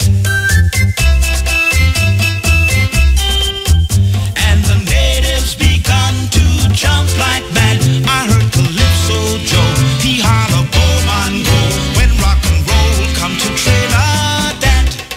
Yeah, the man called Winston Francis. The same man who give Mr. Fix It. Yeah, man. Come to Trinidad. This is the Cutting Edge on RFM. Alright. Me I tell you. So we are continuing, you know. We are continuing. Local music we are play. I mean local artists. I know tell me local artists are the cover version of some foreign music. You understand? Like this here one, you know. Listen.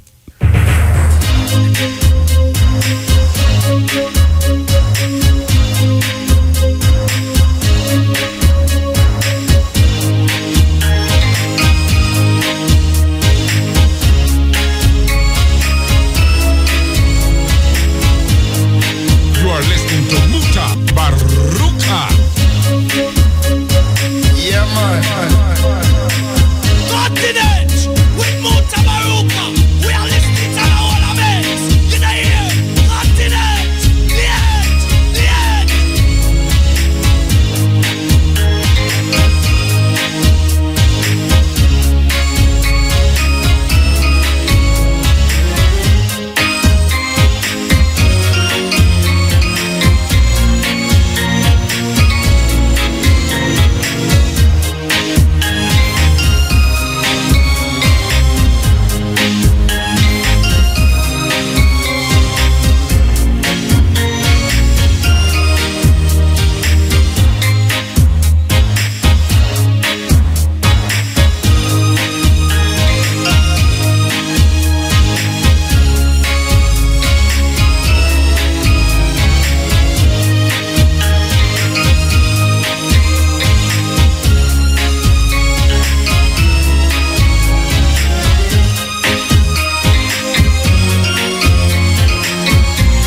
You are listening to Muta Baruka.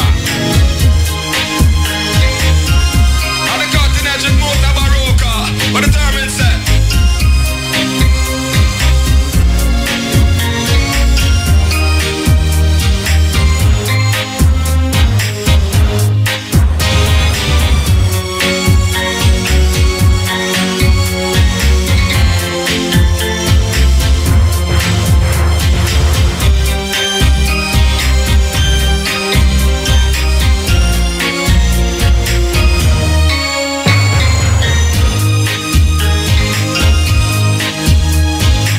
Yeah, man, I tell you, Jamaican musician not easy, you know. Jamaican musician not easy. Yes, when we ready to cover music, it come like a hour one. Yeah, when we cover tune, it come like a we did originally write it. Listen to this. A big music, listen up. A big music. For all those who love big people music. This a big people music. What me say? For those of you who love big people music, in at the 2 o'clock a morning, this is big people music.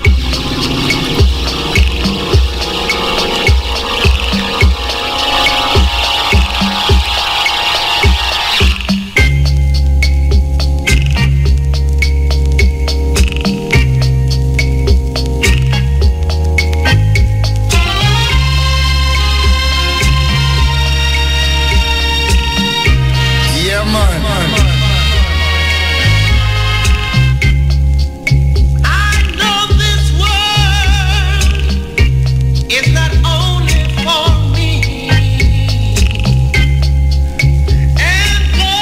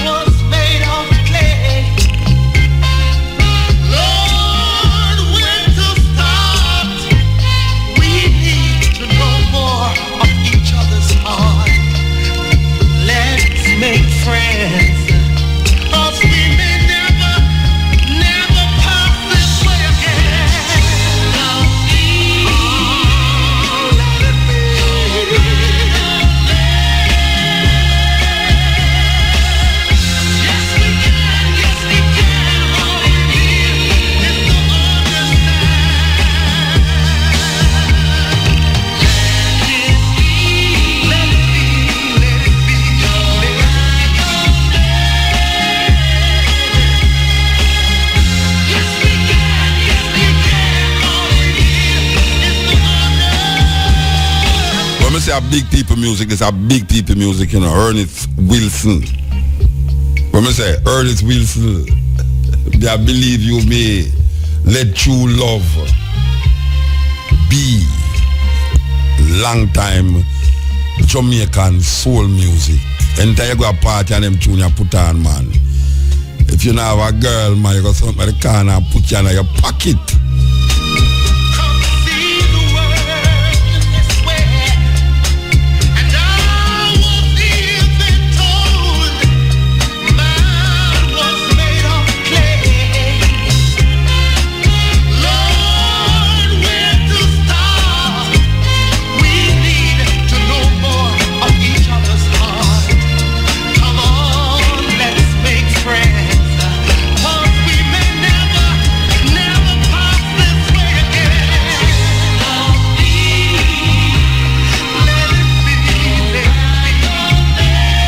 Yeah, let true love be Ernest Wilson. This is the cutting edge. You know, so we have video again. Little more from 2 to 5:45. We want to heal up me hungry on Main Street. Yeah, so we are give you the food that we not drop down in a studio. Yeah, believe you me, and supply with the food that we not drop down in the bright day. We want to heal up Brian, and we want to heal up. See now, Tracy, who are you love Tracy and Brian, believe you me. Yes, you know, say, I go where I go, you know. The man called Matrix is in the house. Matrix, how your mother, man? Good like that, man. Oh, when last is here? Christmas. No, my people come over, they come leak like you with a CD, you know.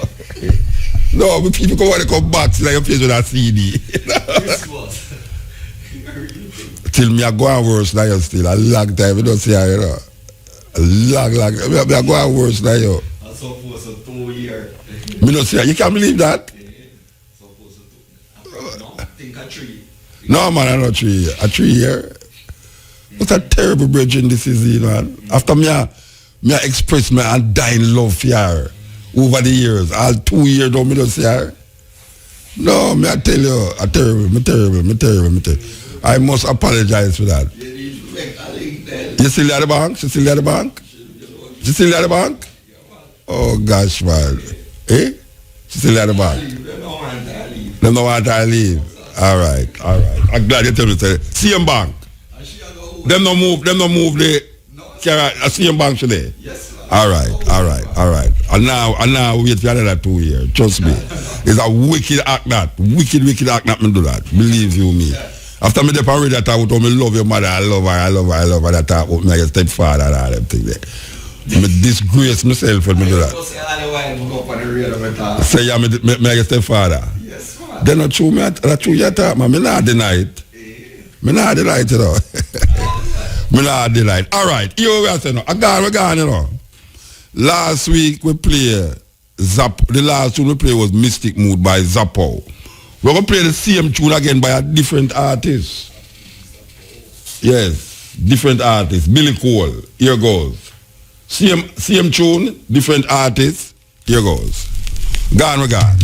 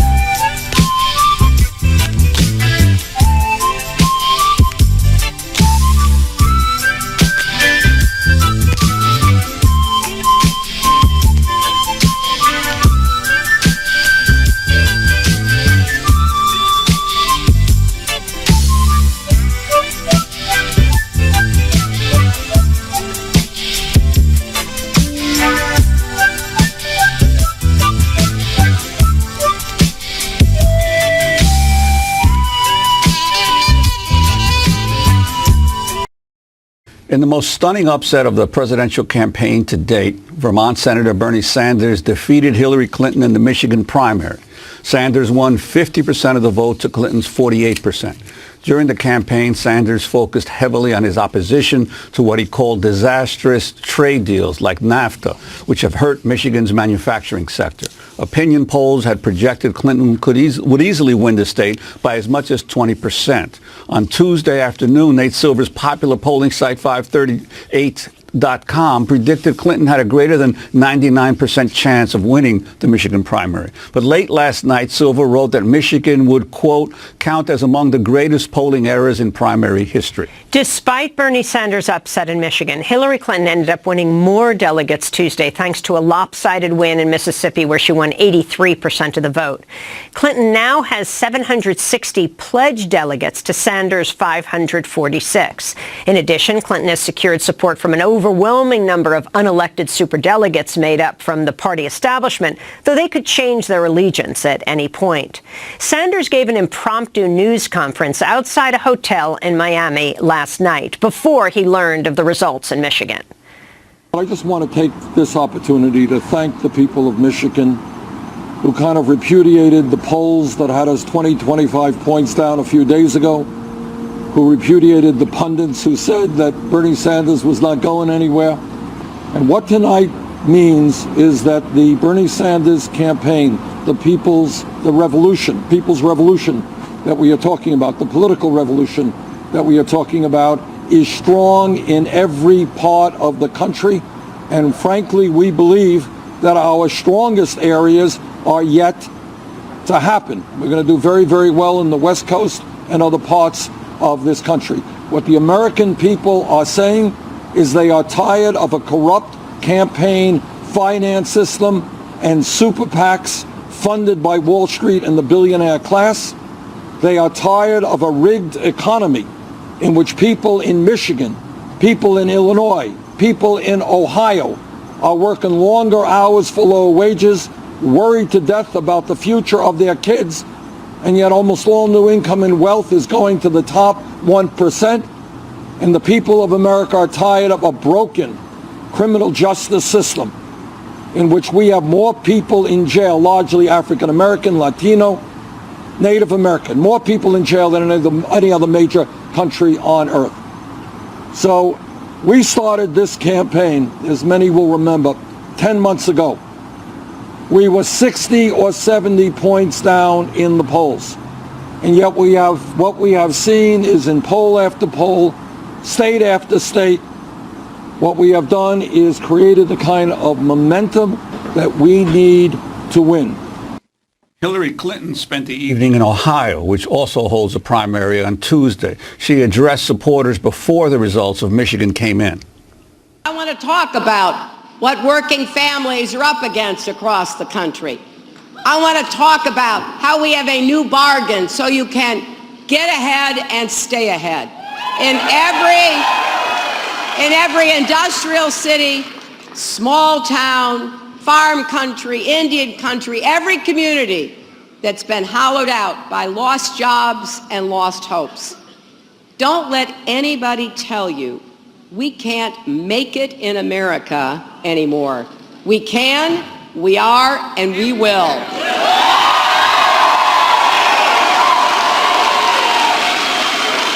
But in order to do that, we can't be talking about building walls or turning the clock back.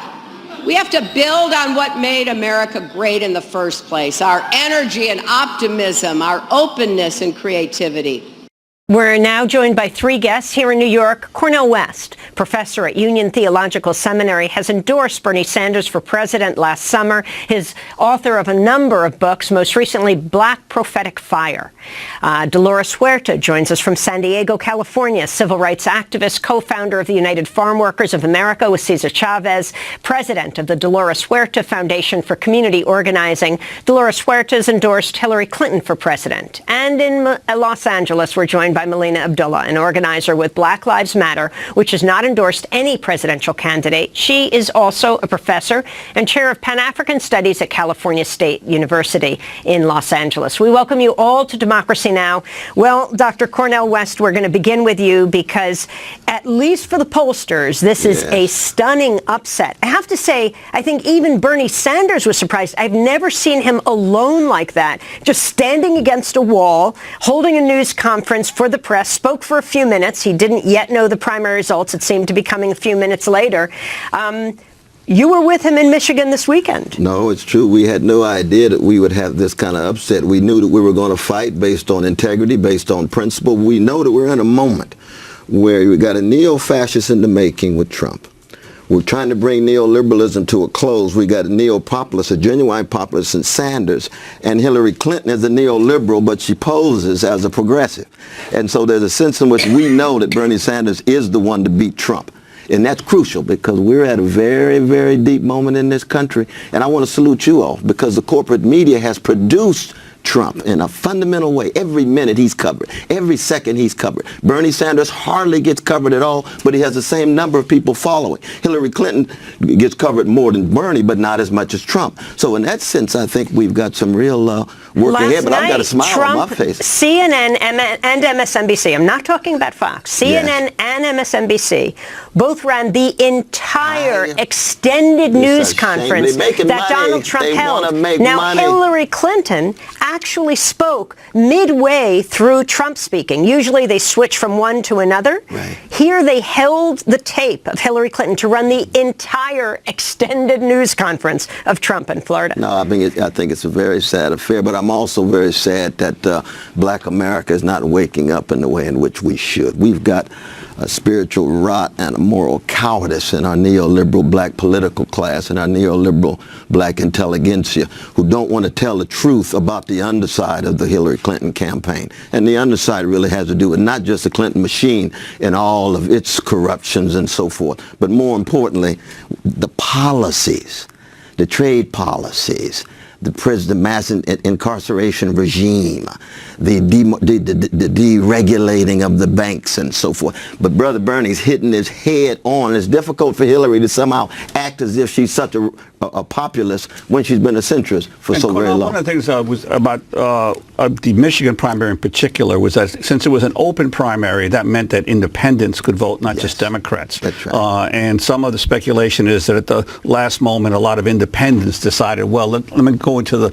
Democratic primary and vote for Bernie, which is a sort of an indication of where, because the electorate in the United States is pretty much divided 1/3 Democrat, 1/3 independent, 1/3 Republican, where the independents are going. But I think given the class issues that Brother Bernie and all of us are trying to push, in Michigan, the class issues make a big difference. It's generational and it's ideological, and it's a beautiful thing to see.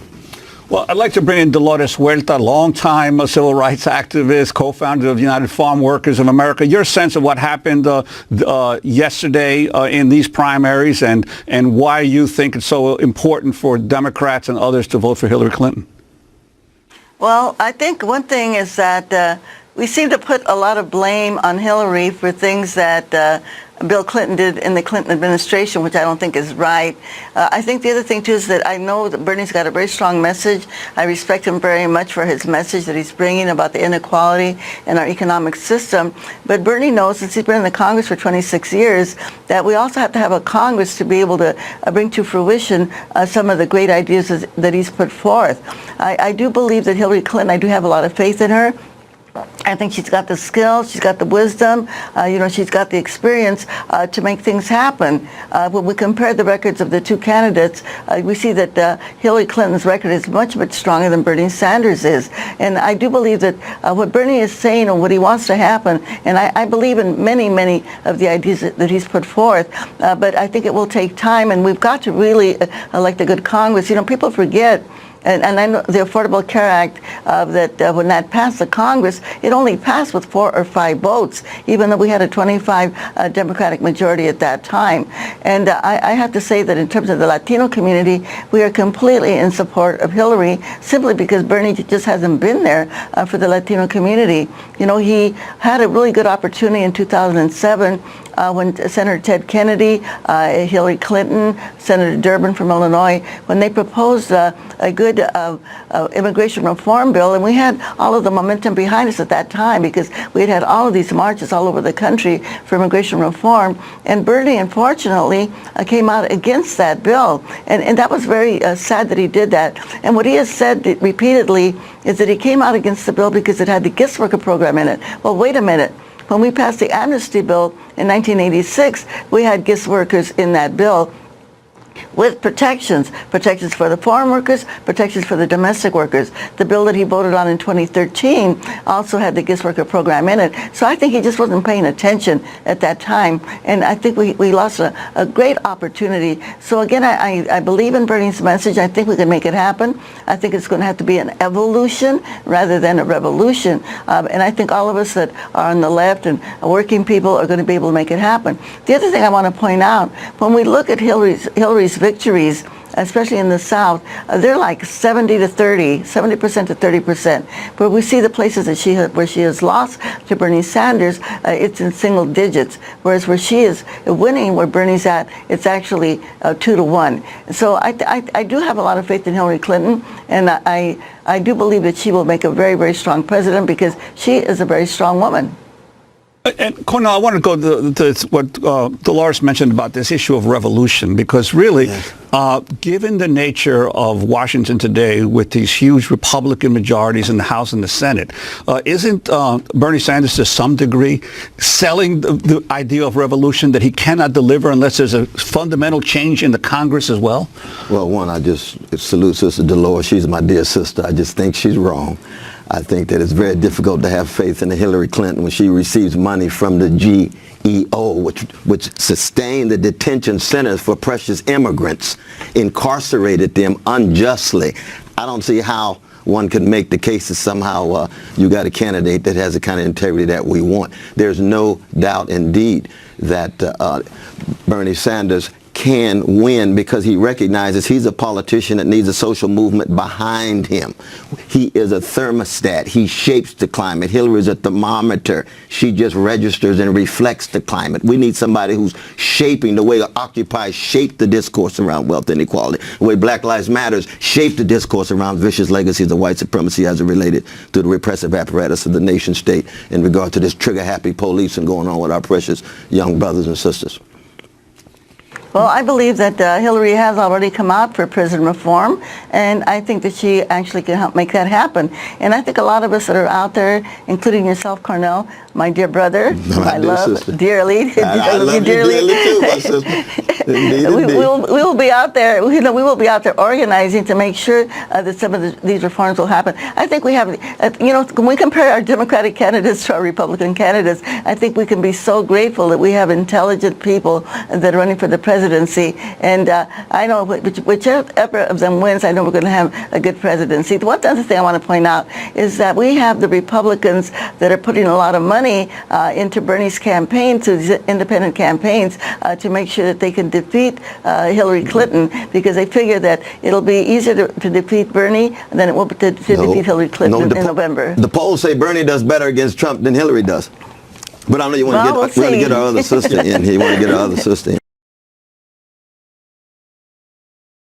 So the class issue is fundamental, but it doesn't fully grasp not just race, not just gender, not just sexual orientation, but also empire. You see, when I hear Hillary Clinton say that she loves children, and you got 550 Palestinian children killed in 51 days, and she can't say a mumbling word. Bernie Sanders gave a speech. He said the Israeli Defense Forces went too far. I stand on this, and I'm not going to meet with the Israeli Prime Minister.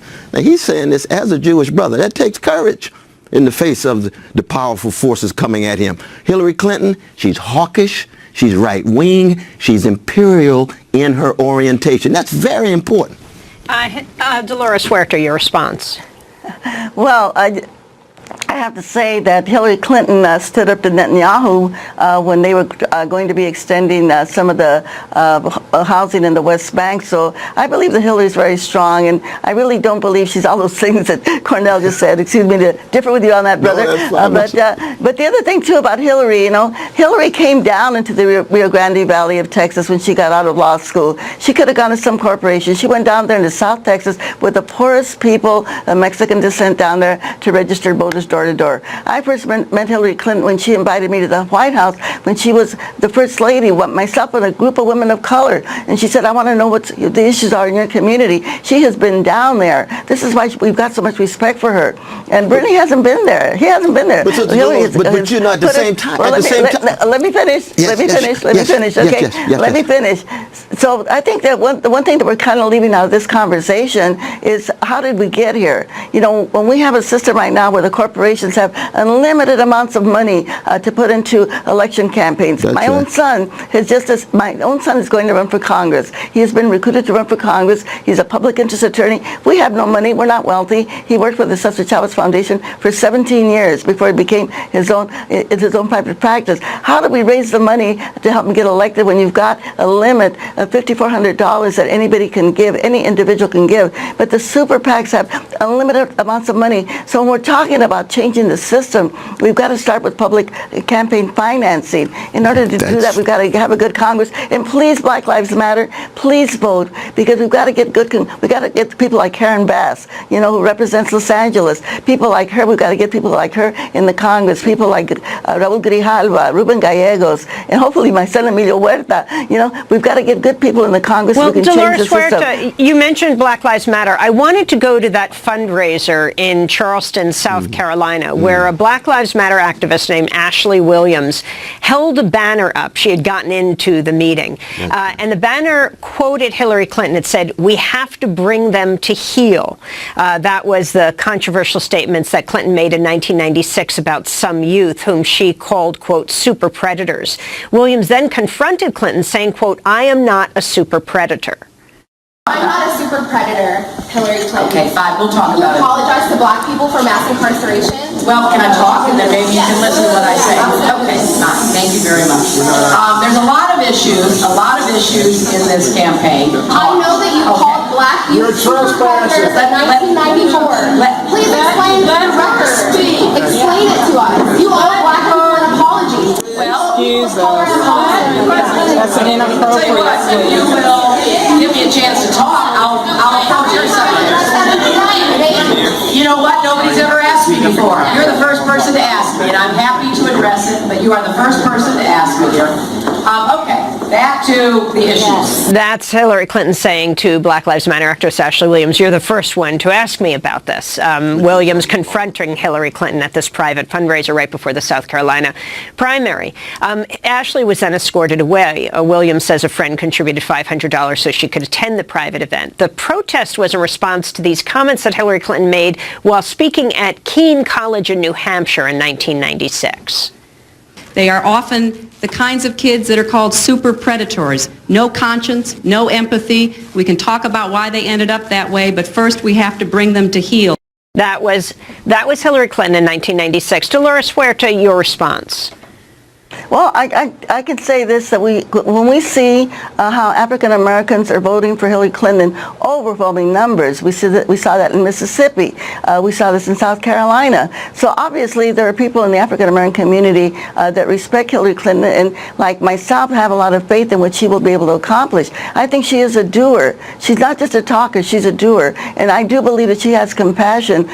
She showed that. She had the first conference for children of color in the United States of America worried about their health when she passed the program that got over 8 million children covered under a health program, and this is before Obamacare. So Hillary is a person that does care about people and about children. I can say with my own life, I came out very middle class, but I went down to Delano to work with farm workers. Went to jail, got beaten up by the police, and you have to kind of sometimes get into people's shoes to understand what they're doing. I am with Cornell, 5 of my grandchildren are Mexican Afro-American children, and I know what my grandchildren have also had the same experiences of harassment by police, etc. And so I know what we're all living through, and it's got to change, but it's going to take all of us to change it. And we have to look. We have to look at the record of accomplishment. Bernie's been in Congress for 26 years. And really, we have to think about, during that period of time, I know he passed one bill on veterans, which is kind of like motherhood, but, you know, and we compare his accomplishments with Hillary Clinton's. No, but Bernie has a really good line, and Hillary is the one that can make it happen. But Sister Dolores, you know that kind of language against precious black youth is not just vicious, it justified the expansion of an ugly prison system, those families that were broken, those folk who were brought in incarcerated, their lives often destroyed. So it's not just a matter of speech and having a conference. We're talking about a language tied to actual policy. Same is true with welfare in 1996. We were there together. They pulled the rug from under poor people. That was Hillary giving speeches for that too. And they had what? A black woman when Clinton signing the bill doing what? Falling right into the demonizing and vilification of black women. And you say, well, black people are voting for them, but black people often vote against their interests following a misleadership class, the wonderful language of Glenn Ford and the others. So we have to be honest just at the level of morality and spirituality, since we're both religious too. And that's why I can't see Hillary having the kind of integrity and conviction. Bernie Sanders, one of the reasons why he has trouble in Congress is Congress is a site of legalized bribery and normalized corruption, so you don't have integrity in Congress. That's why you got 8% of Americans who approve of Congress. They don't have the truth-telling. They don't have the justice witnessing that one would want. Bernie Sanders does. He cuts against that grain, and now that we've won in Michigan, we're going to turn this corner. We're going to bring the neoliberal era to a close, my sister. We're going to fight the neo-fascism of Trump in the name of a neo-populism, and we're going to invite you to get on the Bernie Sanders love train. Well, before we get on the love train, and I have to say that if Bernie gets nominated, we'll yet to see the real attacks that will come against him. At this point, the attacks are concentrated mostly on Trump right now. But there'll be a whole different situation starting in September. But I'd like to bring Melina Abdullah into this conversation in terms of the appeal that Dolores Huerta has made to Black Lives Matter to please get involved in voting, if not at the presidential level. There's also all of this congressional and Senate races that are up and coming that will really determine what any president will be able to do. Your response to Dolores Huerta? So I think we have a great deal of respect, of course, for Dolores Huerta as well as Dr. West. It's really important that we understand what Black Lives Matter is saying. We're saying that no candidate deserves our endorsement. That does not mean that we're telling people to stay home. And so it's really kind of a personal decision. Some people will go to the polls and vote for something else. Maybe they won't vote for the president. Maybe they won't vote for a Democrat or a Republican for president. The most important thing for us, though, is not to overinvest in the electoral system. And I think that the dismissal at the end of that engagement that Hillary Clinton had for Ashley Williams when she said, go run for something, I think is indicative of an overinvestment in an electoral system that simply does not work for us. Real change, transformative change, the kind of fundamental change that will undo a prison industrial complex, that will undo an educational system that keeps us miseducated and undereducated, that will undo a system of policing that brutalizes and occupies black and brown neighborhoods, will come from people engaging on a street level. And so, yes, we have to push elected officials. We have to absolutely engage the system that is. We have to disrupt the system that is. And then we have to fiercely love our own communities and understand our own power. Understand that the kind of change that freed us from slavery, that brought about civil rights, that brought black power, that brought ethnic studies, which is now under attack, came from people organizing themselves. The kind of change that Dolores Huerta was involved in with the farm workers movement, right, was about getting farm workers to understand their own power. So we're not telling people to stay home. And much more so, we're telling people to do more than vote, to get out into the streets, to join us, to do what Kwame Ture said, organize, organize, organize, and remember that you can't just go to the polls. We have to be out in the streets. Interestingly, most people are staying home. Now, I hate to rain on anyone's parade, but even with all of the attention, looking at Pew Research on who's coming out to vote, through the first 12 primaries of 2016, combined Republican turnout has been 17.3% of eligible voters, and that's the highest number since any year since 1980. Only 17.3% of the eligible voters. Democratic turnout so far is 11.7%. That means, close to 90% are not participating. The highest since 1992, with the notable exception of the extraordinarily high turnout in 2008. Now, in Michigan, Democratic vote was up, and certainly Republican vote was up. But that shows you how low it has been. Most countries, vast majority of people vote in the industrialized world. In the United States, if we have half the people voting, and these numbers are 17% of Republicans, 11% of Democrats. No, it's a sign of the democracy that's anemic. It's a sign that people just know the system is rigged. It's a sign that they know big money dictates and shapes the destiny of the government and the society. Unfortunately, the dominant response is one of staying away rather than trying to participate and reshape it.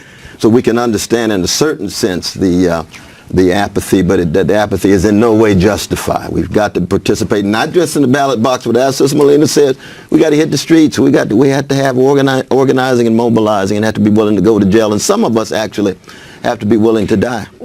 I want to go back to Sunday evening's presidential debate in Flint, Michigan.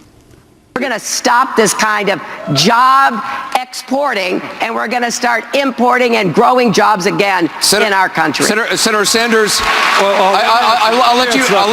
Yeah, I am very glad, Anderson, that Secretary Clinton has discovered religion on this issue. But it's a little bit too late. Secretary Clinton supported virtually every one of these disastrous trade agreements written by corporate America. That was an exchange over trade policy. Dolores Huerta, what about this issue of NAFTA and many of the other trade bills, free trade bills that not only Secretary Clinton, but obviously her husband, Bill Clinton, was very much instrumental with? Yeah, I think, again, that they're putting a lot of Bill's, the things that he did on Hillary, and actually she did oppose the other trade agreement that came after NAFTA, and I don't think that she was in Congress when NAFTA was passed originally. That was Bill Clinton that did that, and she's come out against the TPP. But I want to say one more thing about the voting, because I think it is so crucial. I mean, in the farm workers movement, the only way that we were able to change things was by people voting, and, we were able to pass laws to protect farm workers, like unemployment insurance, the right to organize, the amnesty bill of 1986, because we were able to elect people to Congress that supported us. And we've got to take the power. In my organization, the Dolores Huerta Foundation, this is what we do. 11 of our people, these are ordinary construction workers, farm workers, people that work in hotels, have gotten themselves elected to office. Kamala Harris is running in California for this. We just lost Dolores Huerta. What you were saying? No, the problem is that Hillary Clinton on 30 occasions have said positive things about the TPP. She said it was the gold standard for trade. When she started to run, she flip-flopped. That's what happens when you have a Wall Street Democrat that has strong flip-flop proclivities. Well, that's not the debate, integrity. her claim was that she had not seen the final version of it. It was only then that she decided to oppose it after seeing the final version. Well, I was born at night, but not last night. Melina Abdullah, where do you plan to go? I mean, with the Black Lives Matter movement, the whole group, and of course it's not just you, a professor at California State. Clearly, the Black Lives Matter movement has massively shaped this campaign. I mean, when you look at the interruptions of, back with Martin O'Malley and with Bernie Sanders, and now with Hillary Clinton, and the pressure on Bernie Sanders and the pressure then he puts on Hillary Clinton, did you ever dream you would have this level of success? I mean, I think that what we did do when we birthed Black Lives Matter 2.5 years ago is recognize that transformative change comes when we adopt what Ella Baker calls a group-centered leadership model. And so the reason that we've been successful in kind of lifting up the issues, the reason that we've been successful in illuminating, I think that what Dolores Huerta was saying about some black elected officials in the black middle class, especially kind of supporting Hillary Clinton, kind of the entrenched black leadership supporting Hillary Clinton. I think even for some of them, many of them didn't know about the super predator comments, about where she stood on the prison industrial complex, where she stood on questions around black young people. And I think that the reason that those have been lifted up is because we have many, many voices. And so what we started 2.5 years ago and kind of engaging in Black Lives Matter has turned into a mass movement that includes tens of thousands of leaders. And so we have Ashley Williams, we have Tia Oso, we have so many, Donisha Yancey, so many other folks who are engaging in ways that are disrupting the existing system and forcing the system to actually hear us and engage us or suffer continuous disruptions. And so I think that as a student of history, as a student of political history, we're remembering that that is really our power. Our power comes with not simply investing in the systems and the mechanisms that they tell us we must invest in, but saying, no, there's ways in which we have to disrupt because the system wasn't created for us. And so we have to shift narratives. What is your take on Black Lives Matter activists now running for office, like DeRay McKesson in Baltimore running for mayor? Well, I think it's important that we understand the distinction between the Black Lives Matter network and the movement for Black Lives. So DeRay McKesson has absolutely been vocal on issues of police brutality and engaged. He, I think, launched Campaign Zero, but he's a different organizer than the organizers through the Black Lives Matter network. So we're again saying that we're not telling anybody not to engage in electoral politics. And in fact, some electoral politics and some elected officials have been friends of the Black Lives Matter networks especially. So if we think about like Mayor Raz Baraka in Newark, New Jersey, having the courage and vision to say, let's redefine what public safety means, and inviting Black Lives Matter and other visionary leaders like Akila Sherrills in to say, maybe we don't invest so heavily in policing, let's invest in things that actually work, like prevention and intervention programs, like education, like after-school programs. I think those are the kinds of engagements with electoral politics that we're most willing to have. We're going to have to leave it there. I want to thank you, Professor Melina Abdullah, for joining us. Organizer with Black Lives Matter, hasn't endorsed any presidential candidate. Again, as she said, doesn't mean she's not going out to vote. Also, Professor and Chair of Pan-African Studies at California State University, Los Angeles. And Dolores Huerta, legendary civil rights activist, farm worker, organizer. Democracy Now!, democracynow.org, The War and Peace Report. I'm Amy Goodman with Juan Gonzalez, our guests, to debate the Democratic side of this presidential race are the legendary farm worker leader, Dolores Huerta, joining us from San Diego. She's about to get on a plane. Professor Melina Abdullah of California State, representing the Black Lives Matter movement. And Professor Cornel West, now of Union Theological Seminary, before that Princeton, before that Harvard, before that Princeton. Very interesting trajectory of his life, author of many books. He's representing Bernie Sanders. Juan? Yeah, I wanted to turn to a comment that Senator Bernie Sanders made at Sunday's debate in Flint, Michigan, when he was asked about his racial blind spots. When you're white, you don't know what it's like to be living in a ghetto. You don't know what it's like to be poor. You don't know what it's like to be hassled when you walk down the street or you get dragged out of a car. And I believe that as a nation in the year 2016, we must be firm in making it clear we will end institutional racism and reform a broken criminal justice system. Melina Abdullah, I'd like to ask you about this because it seems to me that what we're seeing here among the Democratic candidates is a replay of a long-standing battle in the left or progressive movement in America, that if you address the class struggle, racial conflicts will be dealt with, which seems to be a lot of the direction of Bernie Sanders. But there's another perspective in the left that has always said, no, there's a national or racial and class struggle, and they may be connected, but you've got to address the specificity of racial and class, racial oppression in the United States, separate and apart from the class struggle. I'm wondering your response to Bernie Sanders' comments. Right, absolutely. So there are intersections between race and class. And, Professor West writes extensively about this. Manning Marable wrote extensively about these intersections. And so we absolutely need to address questions of class, questions of the economic system. At the same time, when we think about the specificity of blackness, black folks wind up at the bottom of every single economic measure, from employability to household income to wealth. And so we need a plan. We need our candidates and we need our leaders to have specific plans that deal with race on a whole and the specifics of blackness. And so I think that there was some clumsiness with what Bernie Sanders had to say. I think that it's clear that he's being pushed, and I think, some of the push is probably coming from someone I respect a great deal, Dr. West. Some of the push is also coming from the folks on the ground. So when we think about Black Lives Matter activists as interrupting and engaging Senator Sanders, I think that we see some push happening.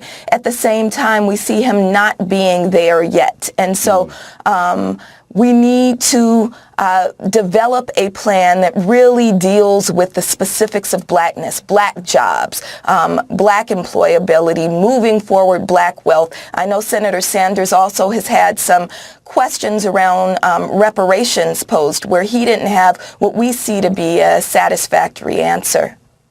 Your response to that, Professor No, I think my dear sister is very fair, and I'm going to be with her in the streets, and I'm going to be with her when we go to jail, because there's a social movement side of this thing, and then there's electoral politics on the other hand. But I think the important thing to keep in mind is there will be no black freedom unless there is economic equality, unless Wall Street has some regulation, unless there's a redistribution of wealth downward.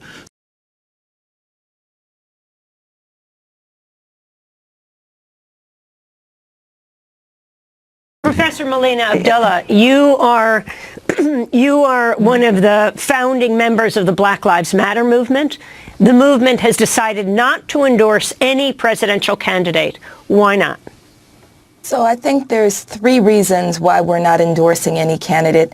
The first is that neither Bernie Sanders or Hillary Clinton have a strong command of the particular issues related to race and the specificity of black oppression. Neither have been willing to really invest the time or energy to develop plans that really get black folks free. So we don't have a whole lot of faith in either of the Democratic candidates, and absolutely we don't have any faith in Donald Trump or Trump for whoever he is. So it's the candidates. But then the second thing is the confines of the two-party system. We recognize that both the Democratic Party and the Republican Party are controlled by moneyed interests. And as much as Bernie Sanders and to a lesser degree Hillary Clinton have kind of pushed back against that idea that they're controlled by money, and Bernie Sanders has kind of identified with socialism, still, we know that the Democratic Party and the Republican Party are built to entrench themselves. So no matter what the candidates attempt to do, being controlled by the two-party system is hugely problematic and is disempowering and oppressive to black people. And then the third reason is when we think about what democracy is, democracy being ruled by the people, we need to really kind of redefine what that means and break away from this notion that the only way of being being democratic is engaging in electoral politics. And we're not telling people not to vote. We're simply not endorsing any presidential candidate, recognizing that where we want to put our time and energy is in the development of people to act in their own interests and on their own behalf. And so we are pushing the real revolution. We know that the revolution won't come at the ballot box, and the revolution won't be televised. The revolution will be on the ground when the people rise up and demand something better, something more imaginative, and something more visionary. Professor Melina Abdullah, Dr. Cornel West, and civil rights leader Dolores Huerta. We're going to break, come back to this debate. And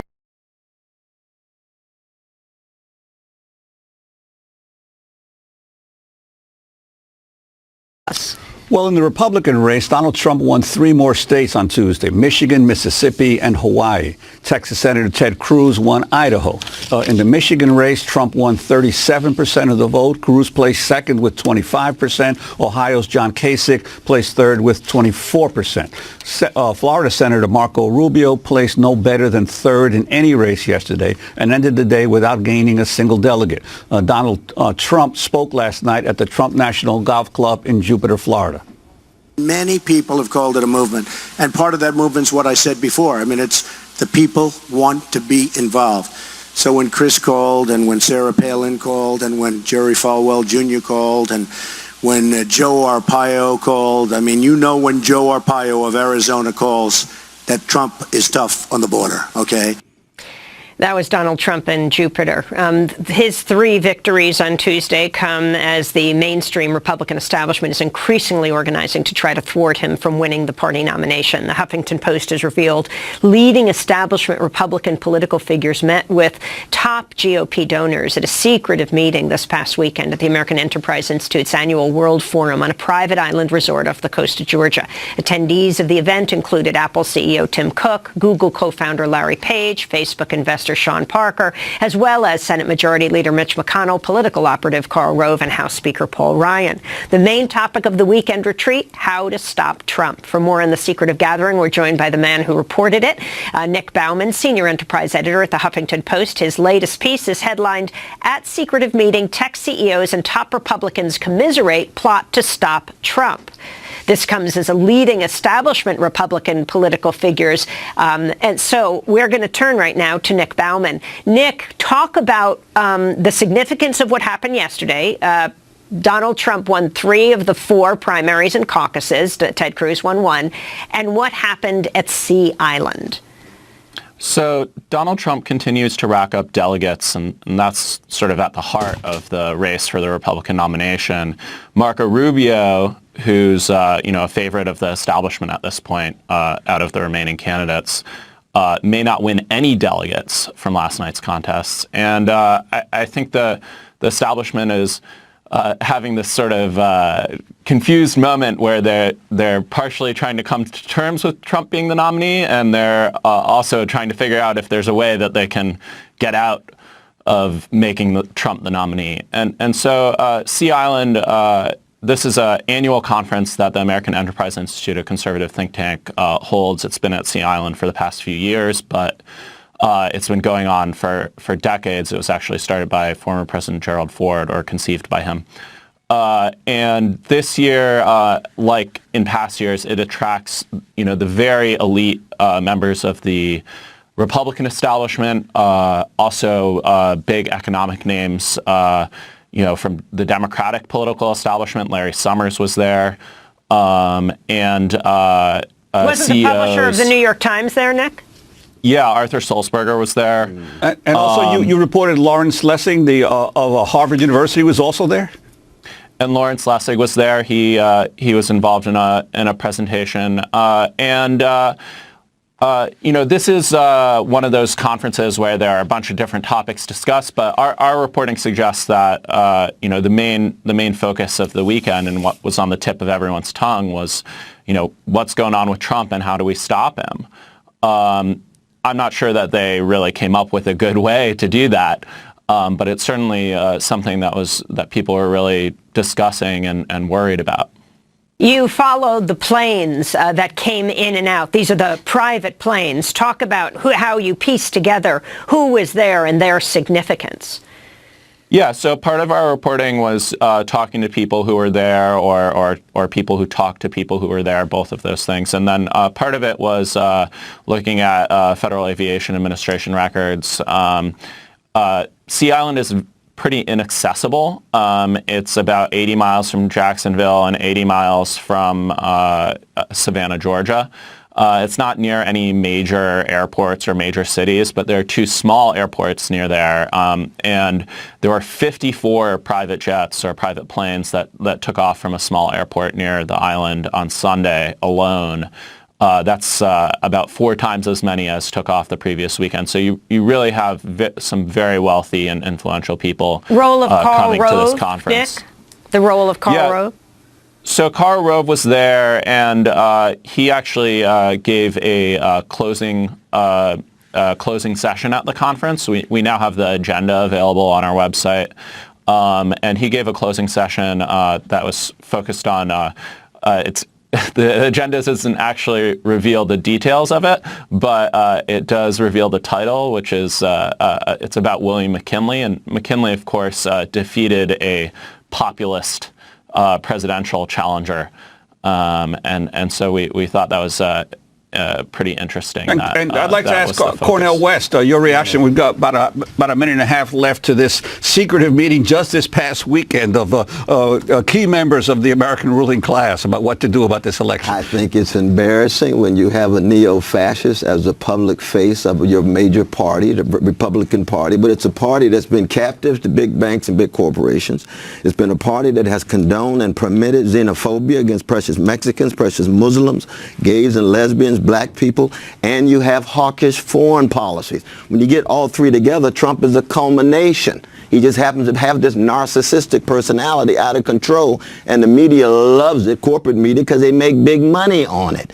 But the response can't be milquetoast neoliberal Hillary Clinton. She doesn't have what it takes to deal with the enthusiasm of a Donald Trump. You have to have the enthusiasm of a genuine populist, and keep in mind, I'm a democratic socialist. My brother Bernie, he's a genuine populist. He's not calling for the nationalizing of industries. He's not calling for the curtailing of private property. He's a genuine populist. Do you see the Democratic establishment dealing in any way with Sanders in a similar way?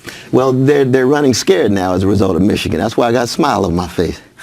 Where are you heading off to campaign with him next? I'm heading off to Chicago. We're going to follow all the way to the White House. When we get to the White House, we're going to say, we got a president tied to the people. The people continue to put pressure because he's got corporate interests coming at him. He's going to hit white supremacy, male supremacy, homophobia, and most importantly, he's going to call into question some of the American imperial policies, the issues of empire. We're going to leave it there. I want to thank Nick Bauman, senior enterprise editor at the Huffington Post. We'll link to your piece at Secretive Meeting. Tech CEOs and top Republicans commiserate plot to stop Trump. And Professor Cornel West of Union Theological Seminary.